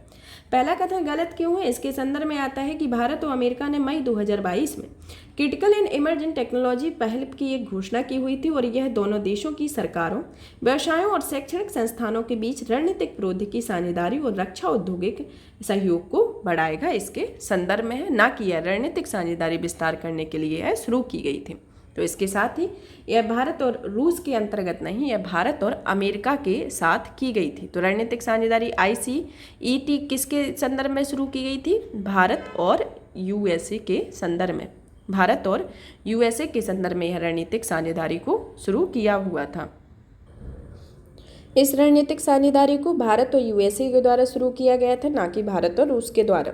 तो इसके साथ ही आपका जो उत्तर होगा ऑप्शन बी सही होगा, पहला ऑप्शन गलत आएगा। अब आता है कि भारत के संविधान के अनुसार जिला न्यायाधीश पद में निम्नलिखित में से कौन से न्यायाधीश शामिल होते हैं? पहला आता है इसमें कि अपर जिला न्यायाधीश, दूसरा आता है संयुक्त जिला न्यायाधीश, तीसरा आता है किसी लघुवाद न्यायालय के मुख्य न्यायाधीश, चौथा आता है मुख्य प्रेसिडेंसी मजिस्ट्रेट और चौथा 5वें नंबर पर आता है सेशन न्यायाधीश। तो इसमें आपको सही उत्तर चुनना है, जिसमें पहला ऑप्शन दिया गया है कि 1, 2, 4, 5 सही होगा और तीसरा आता है केवल 3 और 4 होगा और ऑप्शन सी आता है जिसमें 1, 2, 5 सही होगा और ऑप्शन डी आता है जिसमें 1, 2, 3, 4, 5 होगा। तो इसके साथ ही जो आपका उत्तर होगा 1, 2, 3, 4, 5, इसमें पाँचों ही कथन सही है। संविधान के भाग 6 के अंतर्गत अनुच्छेद 233 से 37 के अधीन अधीनस्थ न्यायालयों का प्रावधान किया गया है। किससे? 233 से 237 के अंतर्गत अनुच्छेद का प्रावधान किया गया है, जिसमें इन सब के बारे में बताया गया है। जिसके साथ ही अपर जिला न्यायाधीश होगा, संयुक्त जिला न्यायाधीश भी होगा, किसी लघुवाद में न्यायालय के मुख्य न्यायाधीश होंगे, मुख्य प्रेसिडेंट मजिस्ट्रेट होते हैं, सेशन न्यायाधीश होते हैं, सिविल न्यायालय के न्यायाधीश होते हैं, सहायक जिला न्यायाधीश होते हैं, अतिरिक्त मुख्य प्रेसिडेंट मजिस्ट्रेट होता है और अपर सेशन और सहायक सेशन न्यायाधीश भी इसके अंतर्गत आते हैं। तो इसके साथ ही आपके यह पाँचों ही जो प्रयोग दिए गए हैं पाँचों ही सही होंगे। अब आता है क्वेश्चन कि ग्राम न्यायालयों के संदर्भ में निम्नलिखित कथनों पर विचार कीजिए, जिसके अंतर्गत पहला आता है कि पहला कथन आता है कि ग्राम न्यायालय ऐसे आपराधिक मामले की सुनवाई कर सकता है जिसे कथित अपराध के लिए अधिकतम 3 वर्ष की सजा का प्रावधान किया गया है। दूसरा आता है कि ग्राम न्यायालय भारतीय साक्ष्य अधिनियम 1872 में प्रदान किए गए साक्ष्य के नियम का पालन हेतु बाध्य होते हैं। तो उपयुक्त में से कौन सा कथन सही है? जिसके अंतर्गत पहला आता है केवल 1, दूसरा आता है केवल 2, तीसरा आता है 1 और 2 दोनों और चौथा आता है कि ना तो 1 ना तो दूसरा। तो इसमें से आपका जो उत्तर होगा ऑप्शन डी आ गया, जिसमें दोनों ही कथन नहीं होंगे। यहाँ पर दोनों ही कथन आपके नहीं होंगे, तो ऑप्शन डी आएगा। अब आता है 54 नंबर का क्वेश्चन कि किसी राज्य के राज्यपाल के संदर्भ में निम्नलिखित कथनों पर विचार कीजिए। जिनमें से पहला कथन आता है कि वह ऐसी उपलब्धियों, भत्तों, विशेष अधिकारों के लिए अधिकृत है जैसा कि राष्ट्रपति द्वारा निर्धारित किया जाता है। दूसरा कथन आता है कि वह 2 या अधिक राज्यों का राज्यपाल होता है और उसे संसद द्वारा निर्धारित मानकों के हिसाब से देय उपलब्धियों और भत्तों राज्यों द्वारा साझा किए जाते हैं। तो प्रयुक्त कथन में से कौन सा कथन सही होगा, जिसके अंतर्गत पहला आता है केवल 1, दूसरा आता है केवल 2 और तीसरा आता है केवल 1 और 2 दोनों सही होगा, और ऑप्शन डी आता है कि इसमें ना तो एक सही होगा ना तो दूसरा सही होगा। तो इसके साथ ही आपका जो उत्तर होगा ऑप्शन सी आएगा, जिसमें पहला और दूसरा दोनों ही कथन सही है। अब क्वेश्चन आता है कि निम्नलिखित कथनों पर विचार कीजिए, जिसमें से पहला कथन है कि भारत के निर्वाचन आयोग को यह निर्धारित करने का अधिकार होता है कि प्रत्येक राज्य को लोकसभा में सीटों का आवंटन किस प्रकार से किया जाए। दूसरा आता है कि 87वें संविधान संशोधन अधिनियम 2003 में निर्वाचन क्षेत्रों का परिसीमन 1991 की जनगणना के आधार पर करने का प्रावधान किया गया। तो उपयुक्त कथन में से कौन सा कथन सही होगा, जिसके अंतर्गत पहला आता है केवल 1, दूसरा आता है केवल 2, ऑप्शन सी आता है ना तो पहला और दूसरा दोनों ही कथन सही होंगे, और ऑप्शन डी आता है ना तो 1 होगा ना तो 2 होगा। तो इसी के साथ ही आपका जो उत्तर होगा ऑप्शन डी आएगा, जिसमें ना तो 1 सही होगा ना तो दूसरा सही होगा। अब क्वेश्चन आता है 56 नंबर का कि निम्नलिखित कथनों पर विचार कीजिए, जिसके अंतर्गत पहला कथन आता है कि प्रत्येक मंत्री को राज्य विधायिका की किसी भी समिति में बोलने और मत देने का अधिकार होता है। दूसरा कथन आता है कि यदि प्रश्न उठता है कि कोई विषय राज्यपाल के विवेक के अंतर्गत आता है या नहीं है, तो राज्यपाल का विनिश्चय अंतिम होता है। तो उपयुक्त में से कौन सा कथन सही होगा, जिसके अंतर्गत पहला ऑप्शन केवल 1, ऑप्शन दूसरा आता है केवल 2, ऑप्शन तीसरा आता है 1 और 2 दोनों, और ऑप्शन डी आता है ना तो 1 ना तो दूसरा। तो इसी के साथ ही आपका जो उत्तर होगा ऑप्शन बी आएगा, जिसमें केवल कथन दूसरा सही है, पहला गलत आएगा। अब क्वेश्चन आता है 57 नंबर का कि भारतीय संविधान की 11वीं अनुसूची के अंतर्गत पंचायतों को निम्नलिखित में से कौन से विषय प्रदान किए गए, जिसके अंतर्गत पहला कथन आता है कि कृषि, जिसके अंतर्गत कृषि विस्तार शामिल है। दूसरा भूमि सुधार का कार्यान्वयन, तीसरा आता है मत्स्य उद्योग, चौथा आता है लघु उद्योग, पांचवा आता है तकनीकी प्रशिक्षण और व्यावसायिक शिक्षा। तो नीचे दिए गए कूट में सही उत्तर की पहचान करना है, जिसके अंतर्गत पहला ऑप्शन आता है कि केवल 1, 3, 4 सही होगा, दूसरा आता है 2, 4, 5 सही होगा, तीसरा आता है केवल 1, 2, 3, 5 सही होगा, और चौथा आता है 1, 2, 3, 4, 5 होगा। तो जिसमें आपका जो उत्तर होगा ऑप्शन डी आएगा, जिसमें आपके पांचों ही कथन सही होंगे, जिसमें बताया गया है कि यह 11वीं अनुसूची के अंतर्गत प्रदान किए गए। अब आता है 58 नंबर का क्वेश्चन कि निर्वाचन के राज्य द्वारा वित्त पोषण संबंधी रिपोर्ट प्रस्तुत करने के लिए निम्नलिखित में से किस समिति का गठन किया गया, जिसके अंतर्गत पहली आती है तनख्वाह कर समिति, दूसरी आती है बेहरा समिति, तीसरी आती है जीएस वर्मा समिति, और चौथी आती है इंद्रजीत गुप्ता समिति। तो इसके अंतर्गत आपका जो उत्तर होगा ऑप्शन डी आएगा, जिसमें आपकी इंद्रजीत गुप्ता समिति के अंतर्गत राज्य वित्त पोषण पर रिपोर्ट प्रस्तुत की गई है, उसके संदर्भ में समिति का गठन किया गया था। कौन सी? इंद्रजीत गुप्ता समिति। अब क्वेश्चन आता है आदित्य L1 मिशन के संदर्भ में निम्नलिखित कथनों पर विचार कीजिए, जिसके अंतर्गत पहला कथन आता है कि यह भारत के वैधशाला श्रेणी का पहला अंतरिक्ष आधारित सौर मिशन है। दूसरा कथन आता है कि इस अंतरिक्ष यान को सूर्य पृथ्वी प्रणाली के पहले लैग्रेंज बिंदु L1 के चारों ओर प्रभामंडल में स्थापित किया जाएगा। और तीसरा कथन आता है कि यह प्रकाश मंडल और वर्णमंडल एवं सूर्य या प्रभामंडल के अवलोकन हेतु 7 नीति भारों का वहन करता है। तो उपयुक्त में से कौन सा कथन सही होगा, जिसके अंतर्गत ऑप्शन ए आता है कि 1 और 2 दोनों, ऑप्शन बी आता है कि केवल 2 और 3, ऑप्शन सी आता है कि 1 और 3, और ऑप्शन डी आता है 1, 2, 3, तो दोनों तीनों ही कथन। तो इसमें जो आपका जो उत्तर दिया गया है इसका उत्तर होगा 1, 2, 3, जिसमें तीनों ही कथन इसके संदर्भ में सही होंगे। अब क्वेश्चन आता है चुनावी बॉन्ड योजना के संदर्भ में कि निम्नलिखित कथनों में से कौन सा कथन सही नहीं है। चुनावी बॉन्ड योजना के संदर्भ में पहला आता है कि चुनावी बॉन्ड 1 लाख के मूल्य वर्ग के जारी किए जाते हैं। दूसरा आता है कि चुनावी बॉन्ड का उपयोग सभी पंजीकृत राजनीतिक दलों को चंदा देने के लिए किया जाता है। तीसरा ऑप्शन आता है कि क्रेता द्वारा प्रस्तुत जानकारी के गोपनीय रखा जाता है। और चौथा आता है कि यह राजनीतिक दलों को चंदा देने के लिए विदेशी कंपनियां चुनावी बॉन्ड का उपयोग करती हैं। तो उपयुक्त में से कौन सा कथन सही नहीं होगा, तो इसके अंतर्गत आपका ऑप्शन बी आएगा, जो बी सही नहीं है, जिसमें पहला, तीसरा और चौथा ऑप्शन सही है। अब नेक्स्ट क्वेश्चन है कि एक संरक्षित क्षेत्र के संदर्भ में निम्नलिखित कथनों पर विचार कीजिए। जिसके अंतर्गत पहला कथन है कि यह तेलंगाना के उत्तर पूर्वी भाग में स्थित है। दूसरा आता है कि यह रिजर्व गोदावरी नदी के किनारे सह्याद्री पर्वत की श्रृंखला में स्थित है। तीसरा कथन आता है कि यह भौगोलिक रूप से यह रिजर्व इंडो मलय क्षेत्रों के अंतर्गत आता है तथा बाघ और तेंदुआ इसमें पाई जाने वाली महत्वपूर्ण प्रजातियां हैं। तो इसके अंतर्गत आपको अपना उत्तर देना है कि उपयुक्त कथन में से यह किस अभ्यारण्य का सर्वोत्तम उदाहरण है। कि पहला आता है अमरावती टाइगर रिजर्व, दूसरा कंवल टाइगर रिजर्व, तीसरा ताडोबा अंधेरी टाइगर रिजर्व और डी आता है नागार्जुन सागर श्रीशैलम टाइगर रिजर्व।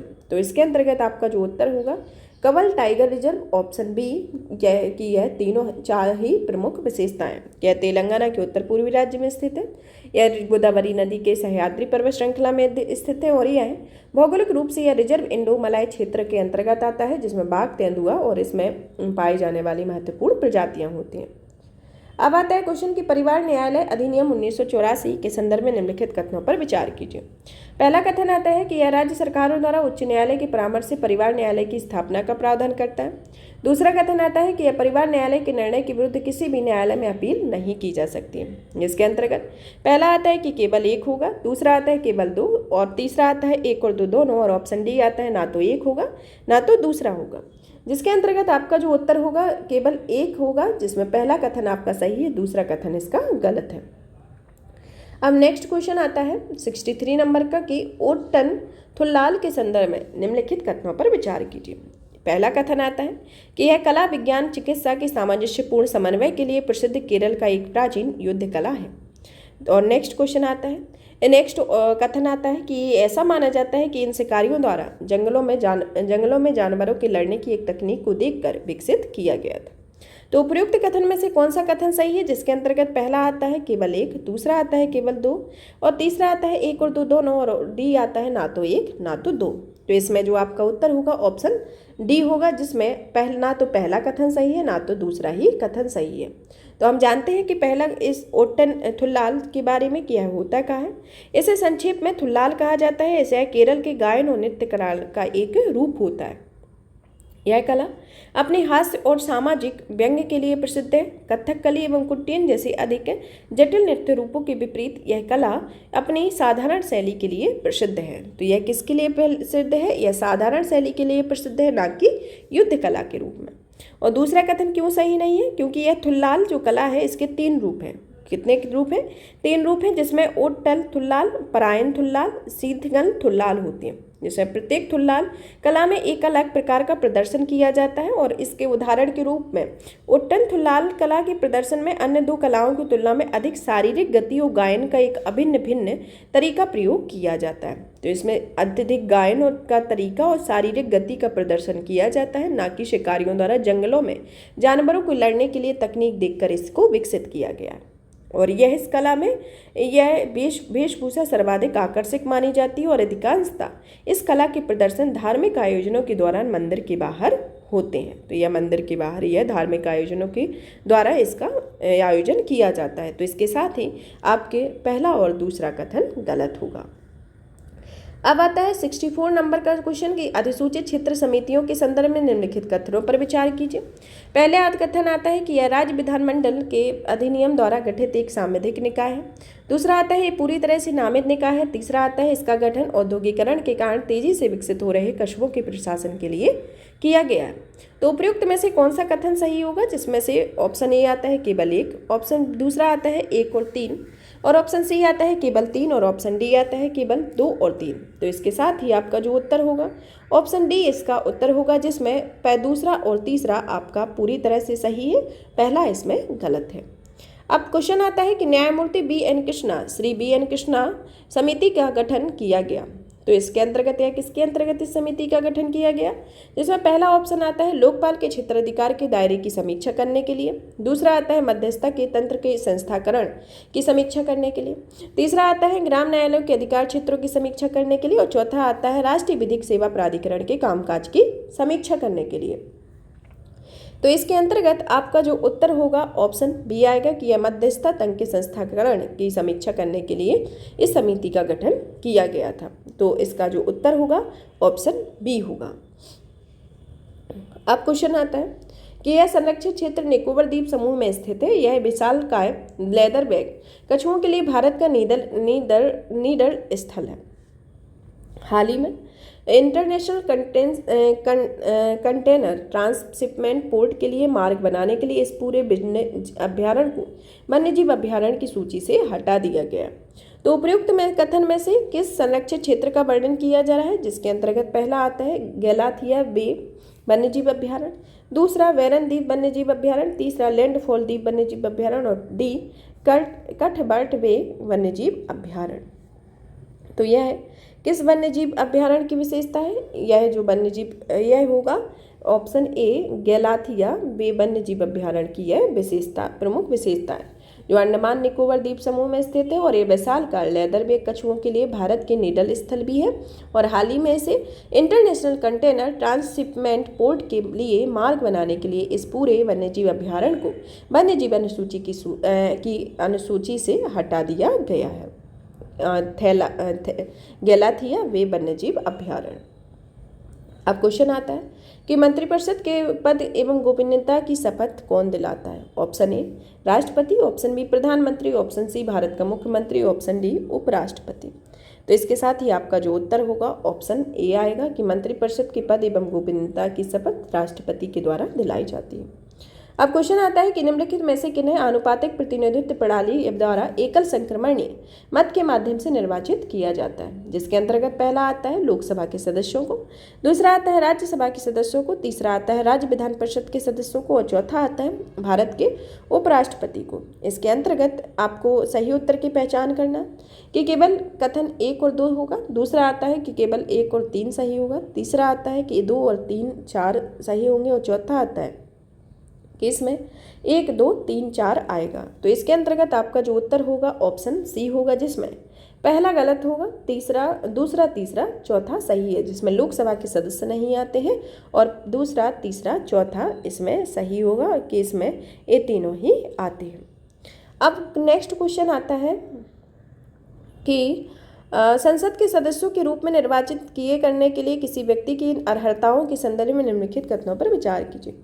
पहला कथन आता है कि किसी विशेष राज्य से राज्यसभा का चुनाव लड़ने वाले उम्मीदवारों को उस विशेष राज्य का मतदाता होना चाहिए। दूसरा आता है कि अनुसूचित जाति अनुसूचित जनजाति का कोई व्यक्ति उस सीट से भी चुनाव लड़ सकता है जो उनके लिए आरक्षित नहीं है। तो उपयुक्त में से कौन सा कथन सही होगा, जिसके अंतर्गत ऑप्शन ए आता है केवल 1, ऑप्शन बी आता है केवल 2, ऑप्शन सी आता है 1 और 2 दोनों, और ऑप्शन डी आता है ना तो 1 ना तो 2। तो इसके अंतर्गत आपका जो उत्तर होगा ऑप्शन बी होगा, जिसमें दूसरा कथन इसका सही है, पहला कथन गलत है। तो पहला कथन गलत क्यों है, तो इसके संदर्भ में जानते हैं इसके एक्सप्लेनेशन को कि यह उस व्यक्ति को उस संसदीय निर्वाचन क्षेत्र का पंजीकृत मतदाता होना चाहिए और यह राज्यसभा और लोकसभा दोनों के निर्वाचन के लिए अनिवार्य है। वर्ष 2003 में सरकार ने राज्यसभा के निर्वाचन के लिए वह बाध्यता को समाप्त कर दिया हुआ था तथा यह किसी विशेष राज्य से चुनाव लड़ने वाला उम्मीदवार उस राज्य का मतदाता होना चाहिए, मतलब उस राज्य का मतदाता होना चाहिए। और वर्ष 2006 में उच्चतम न्यायालय ने भी इस बदलाव की संवैधानिक वैधता को वैध ठहराया हुआ था। तो इसके साथ ही आपका जो उत्तर होगा ऑप्शन बी होगा, जिसमें कथन दूसरा सही है और पहला गलत है। अब आता है कि निम्नलिखित में से कौन से उच्चतम न्यायालय के मूल क्षेत्राधिकार का भाग नहीं है। पहला आता है अंतर्राज्यीय जल विवाद, दूसरा आता है 2 या 2 से अधिक राज्यों के बीच कोई विवाद, तीसरा आता है किसी भी पूर्व संविधान संधि से उत्पन्न विवाद, और चौथा आता है कि केंद्र के खिलाफ राज्य द्वारा नुकसान की भरपाई। तो नीचे दिए गए कूट का सही प्रयोग करना है, जिसमें केवल 1 2 3 होगा, दूसरा आता है 2 और 4 होगा, तीसरा आता है केवल 3 3 4 होगा और चौथा आता है 1 2 3 4 होगा। तो इसके अंतर्गत आपको सही उत्तर की पहचान करना है कि यह क्षेत्राधिकार में उच्चतम न्यायालय के मूल क्षेत्राधिकार का भाग नहीं आता है।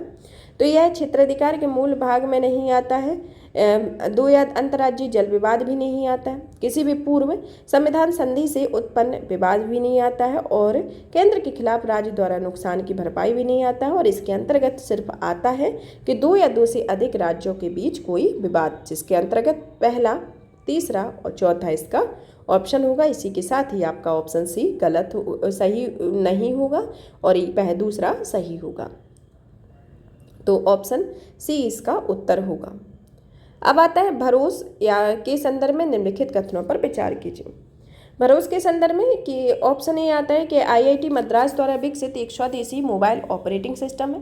दूसरा आता है कि इसे भरोस एंड्रॉइड ओपन सोर्स प्रोजेक्ट पर आधारित है और इसे गूगल की सभी सेवाएं शामिल हैं, जिसके अंतर्गत उपयुक्त में से कौन सा कथन सही है। इसके अंतर्गत पहला आता है केवल एक, दूसरा आता है केवल दो, तीसरा आता है एक और दो दोनों, और ऑप्शन डी आता है ना तो एक ना तो दो। तो इसके साथ ही आपका उत्तर होगा ऑप्शन ए सही होगा, जिसमें क्योंकि यह इसका कथन जो पहला है वह सही है, दूसरा गलत है। यह जो होता है वह एंड्रॉयड और भरोस के बीच सबसे बड़ा अंतर यह होता है कि भरोस किसी भी गूगल सेवा या ऐप्स के साथ नहीं आता है और इसमें भरोस में कोई भी ऐप पहले से डाउनलोड नहीं किया गया और इसमें यूजर्स को अपनी पसंद का कोई भी ऐप डाउनलोड करने की सुविधा प्राप्त होती है। तो इसके संदर्भ में आपका ऑप्शन बी गलत होगा, मतलब कथन दूसरा गलत होगा और कथन पहला सही है। तो इसी के साथ ही ऑप्शन ए सही होगा। अब क्वेश्चन आता है कि निम्नलिखित में से कौन सा विधेयक लोकसभा के विकृत होने पर समाप्त हो जाता है। इसके अंतर्गत पहला कथन आता है या पहला कोट आता है कि लोकसभा द्वारा पारित लेकिन राज्यसभा में लंबित विधेयक। दूसरा आता है दोनों सदनों के द्वारा पारित लेकिन राष्ट्रपति की सहमति के लिए लंबित विधेयक। और तीसरा आता है कि राज्यसभा में लंबित लेकिन लोकसभा द्वारा पारित नहीं किया गया विधेयक हो। तो इसके संदर्भ में आपको सही उत्तर की पहचान करना है, जिसके अंतर्गत पहला ऑप्शन है केवल एक, दूसरा ऑप्शन आता है दो और तीन, तीसरा ऑप्शन आता है केवल तीन और ऑप्शन डी आता है एक और तीन। तो इसके अंतर्गत आपको बताना होगा, तो आपका उत्तर क्या होगा ऑप्शन ए कि केवल एक आता है कि लोकसभा द्वारा पारित लेकिन राज्यसभा में लंबित विधेयक हो। दूसरा ऑप्शन के अंतर्गत इसमें आता है कि ऐसा विधेयक जो दोनों सदनों द्वारा पारित हो लेकिन राष्ट्रपति की स्वीकृति के लिए विचाराधीन हो, समाप्ति नहीं होगी। और इसके में ऐसा विधेयक जो राज्यसभा में विचाराधीन हो लेकिन लोकसभा द्वारा पारित ना हो, वह समाप्त नहीं होगा। तो इसके अंतर्गत आपका ऑप्शन ए केवल एक कथन सही होगा, दूसरा और तीसरा गलत है। अब क्वेश्चन आता है कि बासमती चावल के संदर्भ में निम्नलिखित कथनों पर विचार कीजिए। तो बासमती चावल के संदर्भ में पहला कथन आता है कि इसकी खेती ज़्यादातर भारतीय उपमहाद्वीप में की जाती है। दूसरा कथन आता है कि हाल ही में भारतीय खाद्य संरचना एवं मानक प्राधिकरण ने बासमती चावल के लिए मानक अधिसूचित किया हुआ। तो उपयुक्त कथन में से कौन सा कथन सही है, जिसमें आता है केवल एक, दूसरा आता है केवल दो, तीसरा आता है एक और दो दोनों, और चौथा आता है ना तो एक ना तो दो। तो इसके साथ ही आपका जो उत्तर होगा दोनों ही कथन इसके साथ ही सही होगा कि पहला और दूसरा ऑप्शन सी आएगा। अब क्वेश्चन आता है छावनी परिषद के संदर्भ में निम्नलिखित कथनों में से कौन सा कथन सही है। कि पहला कथन आता है कि यह राज्य सरकारों को प्रशासनिक नियंत्रण के तहत कार्य करता है। दूसरा आता है कि छावनी परिषद के कार्यकारी अधिकारी की नियुक्ति संबंधित राज्य के राज्यपाल द्वारा की जाती है। तीसरा कथन आता है कि परिषद के अध्यक्ष प्रत्यक्ष रूप से छावनी क्षेत्र में नागरिकों द्वारा चुने जाते हैं। और तीसरा आता है चौथा आता है कि स्टेशन को कमांड करने सैन्य अधिकारी छावनी परिषद की बैठकों की अध्यक्षता करता है। तो इसके अंतर्गत आपका जो उत्तर होगा ऑप्शन डी आएगा कि इसमें स्टेशन को कमांड करने वाला जो सैन्य अधिकारी होता है वह छावनी परिषद की बैठकों की अध्यक्षता करता है। तो इसकी जो अवधि होती है वह परिषद के उपाध्यक्ष का निर्वाचन निर्वाचित सदस्यों द्वारा अपने में से 5 वर्ष की अवधि के लिए इसका किया जाता है। अब आता है नेक्स्ट क्वेश्चन, प्रधानमंत्री के संदर्भ में निम्नलिखित कथनों पर विचार कीजिए। पहला आता है कि उसकी पदावधि निश्चित नहीं होती, वह राष्ट्रपति के प्रसाद पर्यंत पद धारण करता है। दूसरा आता है कि उसके वेतन एवं भत्तों का निर्धारण राष्ट्रपति द्वारा किया जाता है। और तीसरा आता है कि एक पदधारी प्रधानमंत्री की मृत्यु पर मंत्रिपरिषद स्वयं विघटित हो जाती है। तो उपयुक्त में से कौन सा कथन सही है, इसके संदर्भ में पहला आता है केवल एक और दो, दूसरा आता है केवल दो और तीन, तीसरा आता है एक और तीन, और चौथा आता है एक दो तीन आता है। तो इसमें जो कथन है इसमें कथन दूसरा ही सही नहीं होगा, पहला और तीसरा सही है, क्योंकि उसके वेतन एवं भत्ते को राष्ट्रपति के द्वारा निर्धारित नहीं किया जाता है, बल्कि प्रधानमंत्री के वेतन एवं भत्ते का निर्धारण संसद द्वारा समय समय पर किया जाता है, जिसमें संसद के सदस्यों का देय वेतन और भत्ते प्राप्त होते हैं। और इसके अतिरिक्त व्यय विषयक भत्ता, निःशुल्क आवास, यात्रा भत्ता, चिकित्सा सुविधाएं आदि प्राप्त करता है इसके संदर्भ में। तो इसका दूसरा कथन गलत होगा, पहला और तीसरा कथन सही होगा। तो पहला और तीसरा कथन ऑप्शन सी के अंतर्गत आता है, तो केवल ऑप्शन 1 और 3 सही होगा। अब आता है 76 नंबर का क्वेश्चन कि विषाणु विज्ञान के संदर्भ में निम्नलिखित में से कौन सा पुनर्संकलन का वर्णन या सर्वोत्तम वर्णन करता है। इसके अंतर्गत ऑप्शन 1 आता है कि यह संकर विषाणु का निर्माण है, जिसमें 2 अलग अलग विषाणु के जीनोम के हिस्से होते हैं। दूसरा ऑप्शन आता है कि यह वह प्रक्रिया होती है जिसमें एक विषाणु जीवाणु को संक्रमित करता है और उसके भीतर प्रतिकृति करता है। तीसरा ऑप्शन आता है कि यह विषाणु में होने वाली वह प्रक्रिया होती है जिसके द्वारा एक एंजाइम डीएनए से आरएनए की प्रतिलिपि बनाता है। और चौथा ऑप्शन आता है कि यह एक नई प्रजाति बनाने के लिए किसी स्तनपायी के आनुवांशिक कोड के उत्परिवर्तन की व्याख्या करता है। तो इसके अंतर्गत आपको बताना है कि आपका उत्तर कौन सा होगा। तो इसका आपका उत्तर होगा ऑप्शन ए कि यह एक अंतर विषाणु का निर्माण करता है जिसमें 2 अलग अलग विषाणु के जीनोम के हिस्से होते हैं।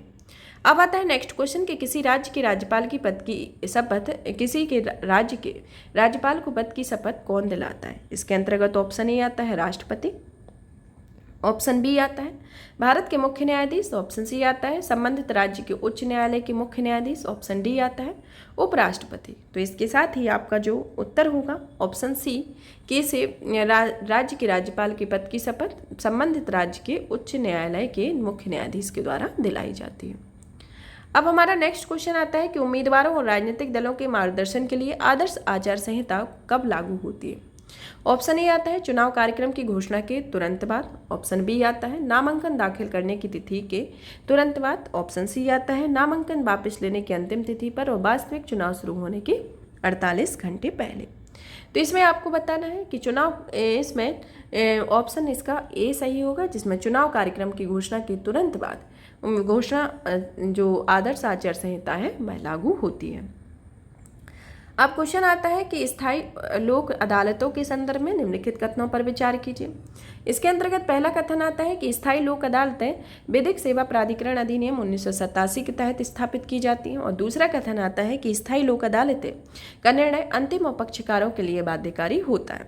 तो उपयुक्त कथन में से कौन सा कथन सही है, जिसके अंतर्गत आता है केवल 1, दूसरा कथन आता है केवल 2, तीसरा आता है 1 और 2 दोनों, और चौथा आता है ना तो 1 ना तो 2। तो इसके अंतर्गत आपका जो उत्तर होगा ऑप्शन सी आएगा, जिसमें दोनों ही कथन आपके सही हैं। अब क्वेश्चन आता है कि भारत में संसदीय कार्यवाही के संदर्भ में निम्नलिखित कथनों पर विचार कीजिए। जिसके अंतर्गत पहला कथन आता है कि भारत के महान्यायवादी को किसी भी सदन या दोनों सदनों की संयुक्त बैठक की कार्यवाही में भाग लेने और बोलने का अधिकार होता है। और दूसरा आता है कि इसमें एक मंत्री जो किसी भी सदन का सदस्य नहीं हो वह किसी भी सदन की कार्यवाही में भाग नहीं ले सकता है। तो उपयुक्त में से कौन सा कथन सही होगा। पहला आता है केवल 1, दूसरा आता है केवल 2, तीसरा आता है 1 और 2 दोनों, और चौथा आता है ना तो 1 ना तो 2। तो इसके अंतर्गत आपका जो उत्तर होगा ऑप्शन ए आएगा, जिसमें आपका पहला कथन सही है, दूसरा कथन गलत है।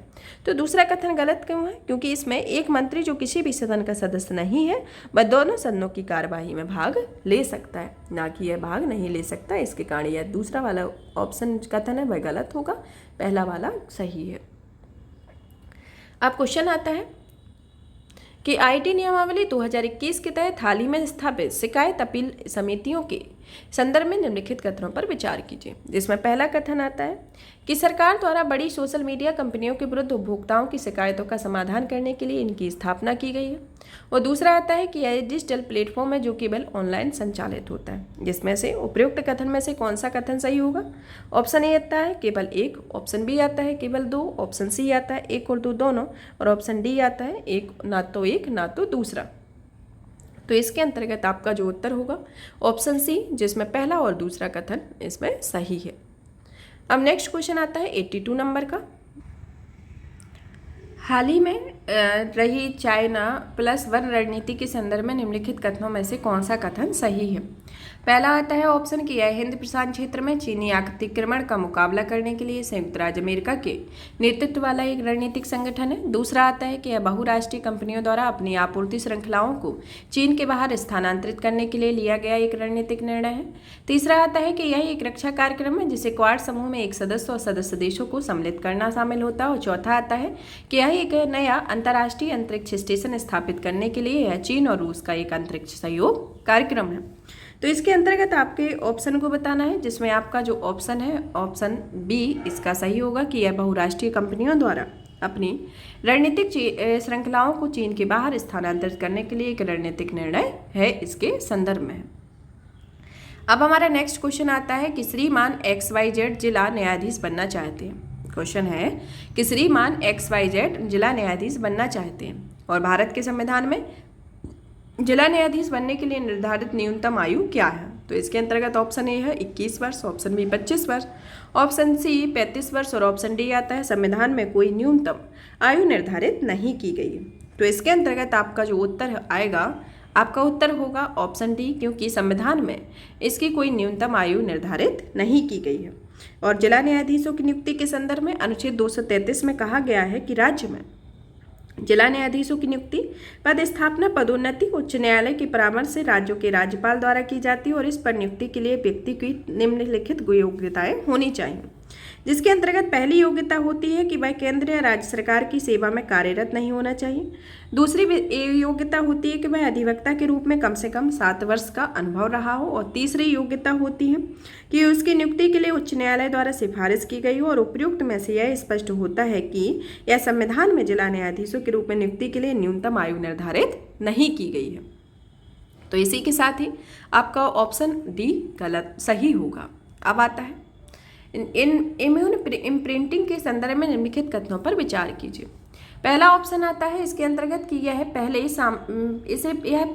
सामना किए गए वेरिएंट के माध्यम से अपनी प्रतिरक्षा प्रक्रिया को दोहराने की शरीर की प्रवृत्ति है। दूसरा आता है कि टी कोशिका लिम्फोसाइट इस प्रक्रिया में केंद्रीय भूमिका निभाती है। उपयुक्त कथन में से कौन सा कथन सही है? इसमें केवल एक, केवल दो, केवल एक और दो दोनों, और ऑप्शन डी आता है एक ना तो एक होगा ना तो दूसरा होगा। तो इसी के साथ ही जो आपका उत्तर है ऑप्शन ए आएगा कि यह पहले सामना किए गए वेरिएंट के माध्यम से अपनी प्रतिरक्षा प्रक्रिया को दोहराने की शरीर की प्रवृत्ति होती है।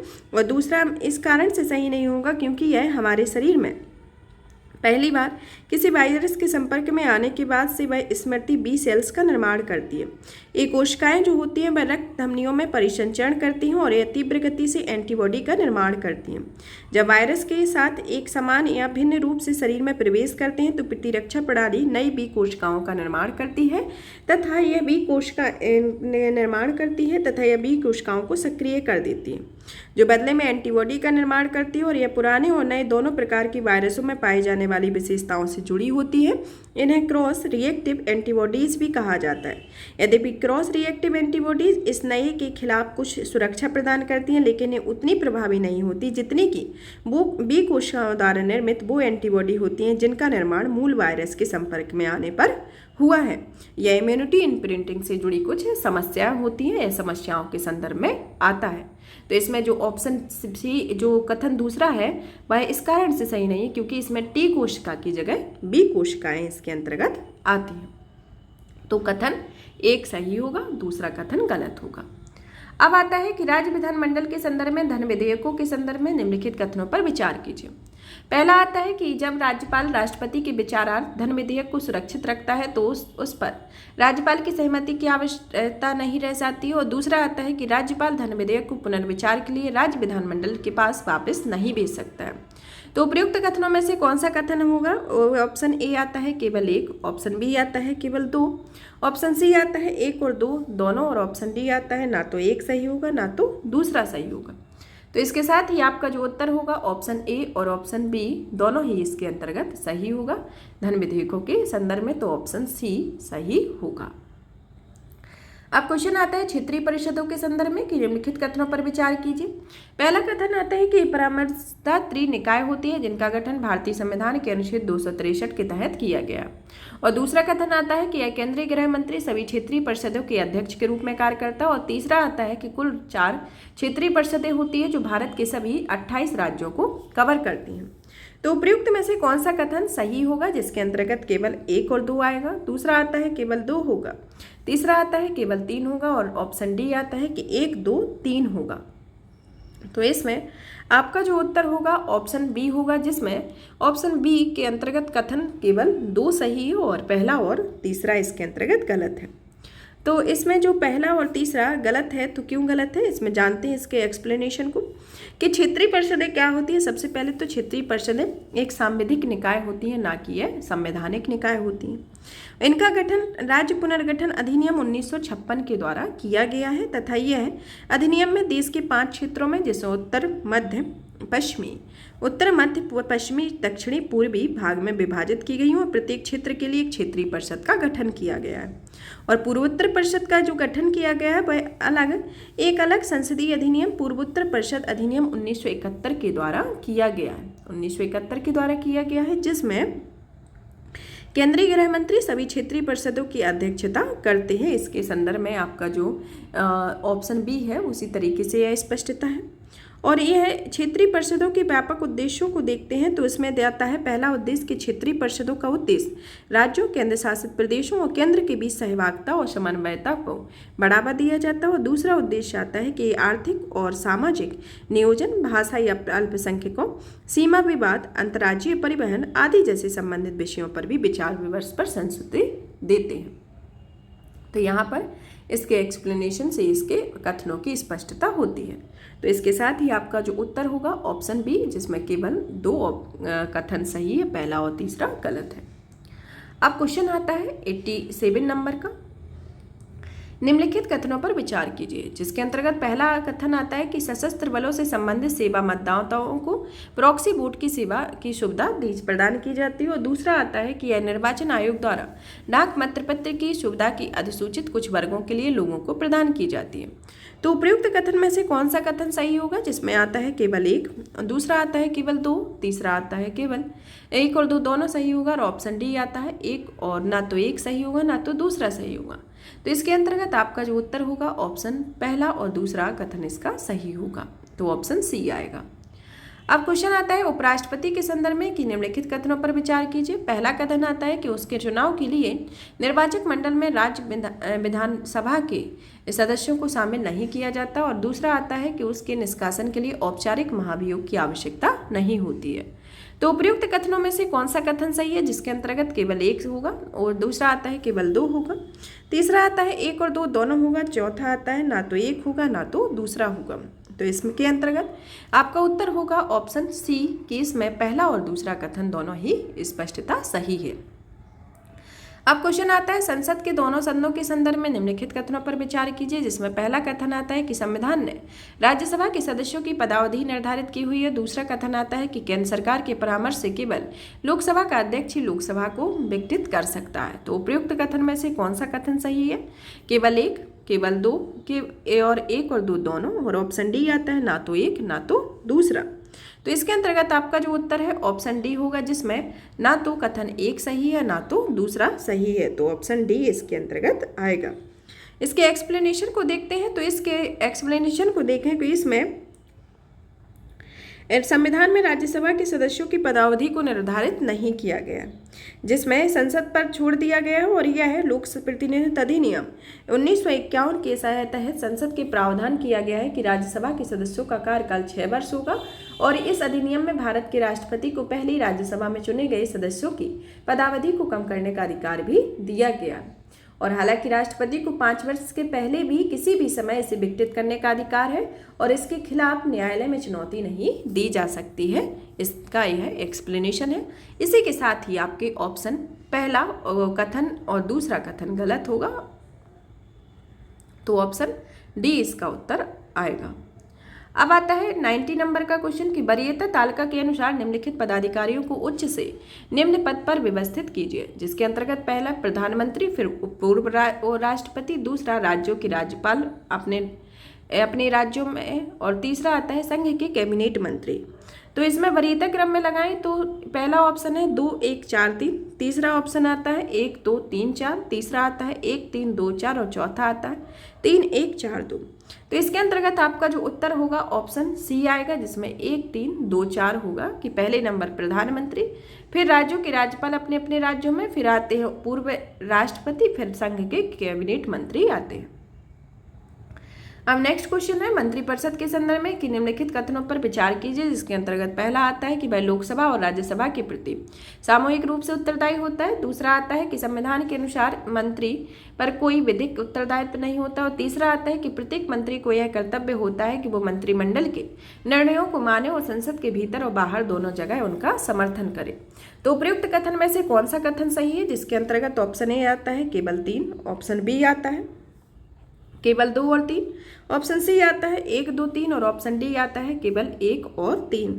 तो इसके अंतर्गत आपका जो उत्तर होगा ऑप्शन बी आएगा, जिसमें कथन 2 और 3 सही है। पहला कथन इसके अंतर्गत सही नहीं है, क्योंकि जो मंत्रिपरिषद होती है वह सामूहिक रूप से मंत्रिपरिषद लोकसभा के प्रति उत्तरदायी होती है, ना कि राज्यसभा के प्रति। तो इसी के साथ ही आपका उत्तर होगा ऑप्शन बी। अब क्वेश्चन आता है कि लोकसभा के उपाध्यक्ष के संदर्भ में निम्नलिखित कथनों पर विचार कीजिए। पहला कथन आता है कि जब भी उसे किसी संसदीय समिति के सदस्य के रूप में नियुक्त किया जाता है तो वह स्वतः ही इसका सभापति बन जाता है। और दूसरा कथन आता है कि इसके निर्वाचन की तिथि राष्ट्रपति द्वारा निश्चित की जाती है। और तीसरा कथन आता है कि वह लोकसभा अध्यक्ष के अधीनस्थ होता है। तो उपयुक्त कथनों में से कौन सा कथन सही होगा, जिसके अंतर्गत ऑप्शन ए आता है केवल 2 होगा, ऑप्शन बी आता है केवल 1 होगा, ऑप्शन सी आता है ऑप्शन केवल 1 और 2 और 3 होगा, और ऑप्शन डी आता है 1 और 3 होगा। तो इसके साथ ही आपका जो उत्तर होगा ऑप्शन बी आएगा, जिसमें कथन पहला सही है और दूसरा और तीसरा इसके अंतर्गत गलत होगा। अब दूसरा और तीसरा क्यों गलत होगा, इसके संदर्भ में देखते हैं कि यह उपाध्यक्ष के चुनाव की तिथि अध्यक्ष द्वारा निर्धारित की जाती है, ना कि राष्ट्रपति के द्वारा। और लोकसभा के जो लोकसभा अध्यक्ष अधीनस्थ होता है, यह उपाध्यक्ष लोकसभा अध्यक्ष के अधीन नहीं होता है, मतलब यह इसके अधीन नहीं होता है। और ये इसकी जो तिथि होती है वह अध्यक्ष के द्वारा निर्धारित की जाती है, ना कि राष्ट्रपति के द्वारा। तो इसके साथ ही आपका ऑप्शन बी होगा, जिसमें पहला ही कथन सही होगा, दूसरा तीसरा गलत होगा। अब क्वेश्चन आता है 93 नंबर का, जिसमें संसद के दोनों सदनों की अलग अलग समितियां होती हैं।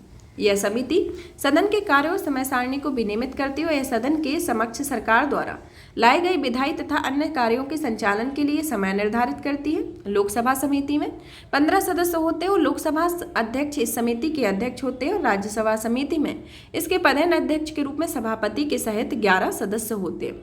उपर्युक्त परिच्छेद में निम्नलिखित में से किस सदस्य संसदीय समिति का वर्णन किया गया?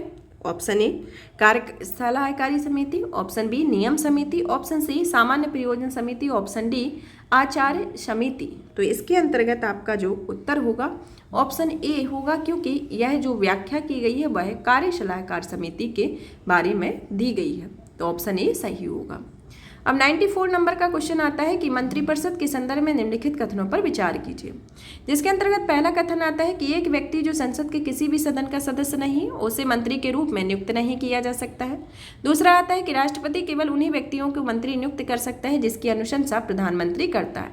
तो उपयुक्त में से कौन सा कथन सही है? ऑप्शन ए केवल 1, ऑप्शन बी आता है केवल 2, ऑप्शन सी आता है 1 और 2 दोनों, और ऑप्शन डी आता है ना तो 1 और ना तो 2 होगा। तो इसके साथ ही आपका जो उत्तर होगा ऑप्शन बी, जिसमें केवल 2 कथन सही है और पहला कथन गलत है। तो हाल ही में सिद्धांतकारों ने पारे की अतिचालकता की व्याख्या की हुई है। पारे की अतिचालकता की व्याख्या के संदर्भ में इन्होंने जानकारी मिल सकती है कि जो कमरे के तापमान पर अतिचालकों का नहीं, इसमें जो राष्ट्रपति उन्हें केवल राष्ट्रपति के द्वारा इसमें लोकसभा या राज्यसभा के संसद सदस्य ही मंत्रिपरिषद पर नियुक्त किए जाते हैं, और किसी व्यक्ति को संसद की सदस्यता के बिना भी मंत्री नियुक्त किया जाता है, और 6 महीने के भीतर उसे संसद के किसी भी सदन की सदस्यता लेनी होती है, जैसा कि अभी हम पूर्व व्याख्या में भी बता चुके हैं। अब आता है हमारा 95 नंबर का क्वेश्चन। 95 नंबर के क्वेश्चन में आता है कि निम्नलिखित कथनों पर विचार कीजिए, जिसमें पहला आता है कि प्रत्येक वस्तु जो 70 केल्विन से अधिक के ताप पर अतिचालक के रूप में कार्य करती है उसे आमतौर पर उच्च तापीय अतिचालक माना जाता है। और दूसरा कथन आता है कि ठोस पारा अपने थ्रेशोल्ड तापमान के नीचे एक अतिचालक के रूप में व्यवहार करता है। तो उपयुक्त कथन में से कौन सा कथन सही है, जिसमें केवल दूसरा ऑप्शन आता है केवल 2 होगा, और ऑप्शन सी आता है 1 और 2 दोनों, और ऑप्शन डी आता है ना तो 1 होगा ना तो दूसरा होगा। तो इसके संदर्भ में आपका ऑप्शन सी उत्तर सही होगा, जिसमें कथन 1 और कथन 2 दोनों ही कथन इसके अंतर्गत सही होंगे। अब 96 नंबर का क्वेश्चन है कि भारत के संविधान के अनुसार राज्यपाल की नियुक्ति के संदर्भ में निम्नलिखित कथनों पर कि सही कौन सा कथन सही है। पहला कथन आता है कि वह उस राज्य का निवासी नहीं होना चाहिए जहां उसे नियुक्त किया गया हो। दूसरा कथन आता है कि राष्ट्रपति को संबंधित राज्य के मुख्यमंत्री से परामर्श करना आवश्यक होता है, लेकिन उसकी सलाह राष्ट्रपति के लिए बाध्यकारी नहीं होती है। और ऑप्शन तीसरा आता है कि वह 35 वर्ष की आयु पूर्ण कर चुका हो। तो नीचे दिए गए में से कौन सा उत्तर सही होगा? केवल 1 और 2 आएगा, और दूसरा आता है केवल 2 आएगा, तीसरा आता है केवल 3 होगा, और चौथा आता है कि केवल 1 और 3 होगा। तो इसके साथ ही आपका जो उत्तर होगा ऑप्शन सी आएगा, जिसमें आपका तीसरा उत्तर सही है। तो तीसरा ऑप्शन कथन सही है, पहला और दूसरा गलत होगा। अब नेक्स्ट क्वेश्चन आता है 97 नंबर का, जिसमें दिया गया है कि भारतीय राजनीति के संदर्भ में निम्नलिखित कथनों पर विचार कीजिए। जिसमें पहला कथन आता है कि राष्ट्रपति केंद्र सरकार का मुख्य प्रवक्ता होता है। दूसरा कथन आता है कि राष्ट्रपति सदन के पटल पर सरकार की नीतियों की घोषणा करता है। और तीसरा कथन आता है कि प्रधानमंत्री संसद के दोनों सदनों में से किसी भी सदन का सदस्य हो सकता है। तो उपयुक्त कथन में से कौन सा कथन नहीं होगा? नहीं के बारे में बताना है। इसके अंतर्गत ऑप्शन ए आता है केवल 1 और 2, ऑप्शन बी आता है केवल 2 और 3, ऑप्शन सी आता है 1 और 3, और ऑप्शन डी आता है 1, 2, 3 आता है। तो इसके अंतर्गत आपका जो उत्तर होगा वह होगा ऑप्शन ए, जिसमें पहला और दूसरा कथन सही नहीं है और तीसरा कथन सही है। तो ऑप्शन ए आपका सही होगा। अब क्वेश्चन आता है, संसद का निम्नलिखित में से कौन सा अधिनियम लोकसभा निर्वाचन के उद्देश्यों में मतदाता सूची तैयार करने और संशोधन करने के लिए उपबंधित प्रावधान करता है? ऑप्शन ए लोक प्रतिनिधित्व अधिनियम 1950, दूसरा आता है लोक प्रतिनिधित्व अधिनियम 1951, संसद निर्भरता निवारण अधिनियम 1959, और ऑप्शन डी आता है राष्ट्रपति और उपराष्ट्रपति निर्वाचन अधिनियम 1952। तो इसके अंतर्गत आपका जो उत्तर होगा लोक प्रतिनिधित्व अधिनियम 1950 के अंतर्गत इसमें लोकसभा में निर्वाचन के उद्देश्यों के लिए मतदाता सूची तैयार करने में और संशोधन करने के लिए उपबंध का प्रावधान करता है। अब नेक्स्ट क्वेश्चन आता है, आपराधिक मामलों में पारंपरिक कानूनी सहायता संधि के संदर्भ में निम्नलिखित कथनों पर विचार कीजिए। पहला कथन आता है कि देशों के बीच द्विपक्षीय संधियां होती हैं जो साक्ष्य के आदान प्रदान की अनुमति देती हैं। दूसरा आता है कि विदेश मंत्रालय आपराधिक कानून के मामलों में पारंपरिक कानूनी सहायता प्रदान करने के लिए एक नोडल मंत्रालय है। और तीसरा कथन आता है कि इस संदर्भ में दंड प्रक्रिया संहिता न्यायिक प्रक्रियाओं के कार्यों के संबंध में विदेशी सरकारों के साथ किसी भी प्रकार की व्याख्या का उल्लेख नहीं करती हैं। तो उपयुक्त कथन में से कौन सा कथन सही है? जिसके अंतर्गत ऑप्शन ए आता है केवल 1 और 2 होगा। इसके अंतर्गत ऑप्शन ए आता है केवल 1 और 2 होगा, दूसरा आता है 2 और 3 होगा, और तीसरा आता है केवल 1 होगा, और ऑप्शन डी आता है इसके अंतर्गत 1, 2, 3 होगा। तो इसमें जो आपका जो उत्तर है इस प्रक्रिया में जो 99 नंबर का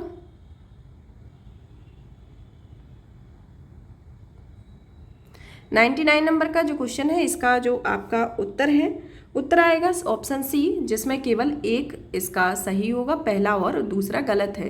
कि इसमें यह दोनों देशों के बीच द्विपक्षीय संधियां हैं जो साक्ष्य के आदान प्रदान की अनुमति देती हैं, और दूसरा और तीसरा इसमें गलत होगा। अब 100 नंबर का क्वेश्चन आता है, विश्व आर्थिक मंच के संदर्भ में निम्नलिखित कथनों पर विचार कीजिए। जिसके अंतर्गत दिया गया है कि पहला कथन कि यह एक गैर सरकारी लॉबिंग संगठन है जो बृहद स्तर पर वैश्विक उद्यमों पर वित्त पोषित है। दूसरा आता है इसका उपयोग निर्णायक अंतर्राष्ट्रीय कूटनीति या यहाँ तक कि किसी युद्ध से बचने के लिए भी किया जाता है।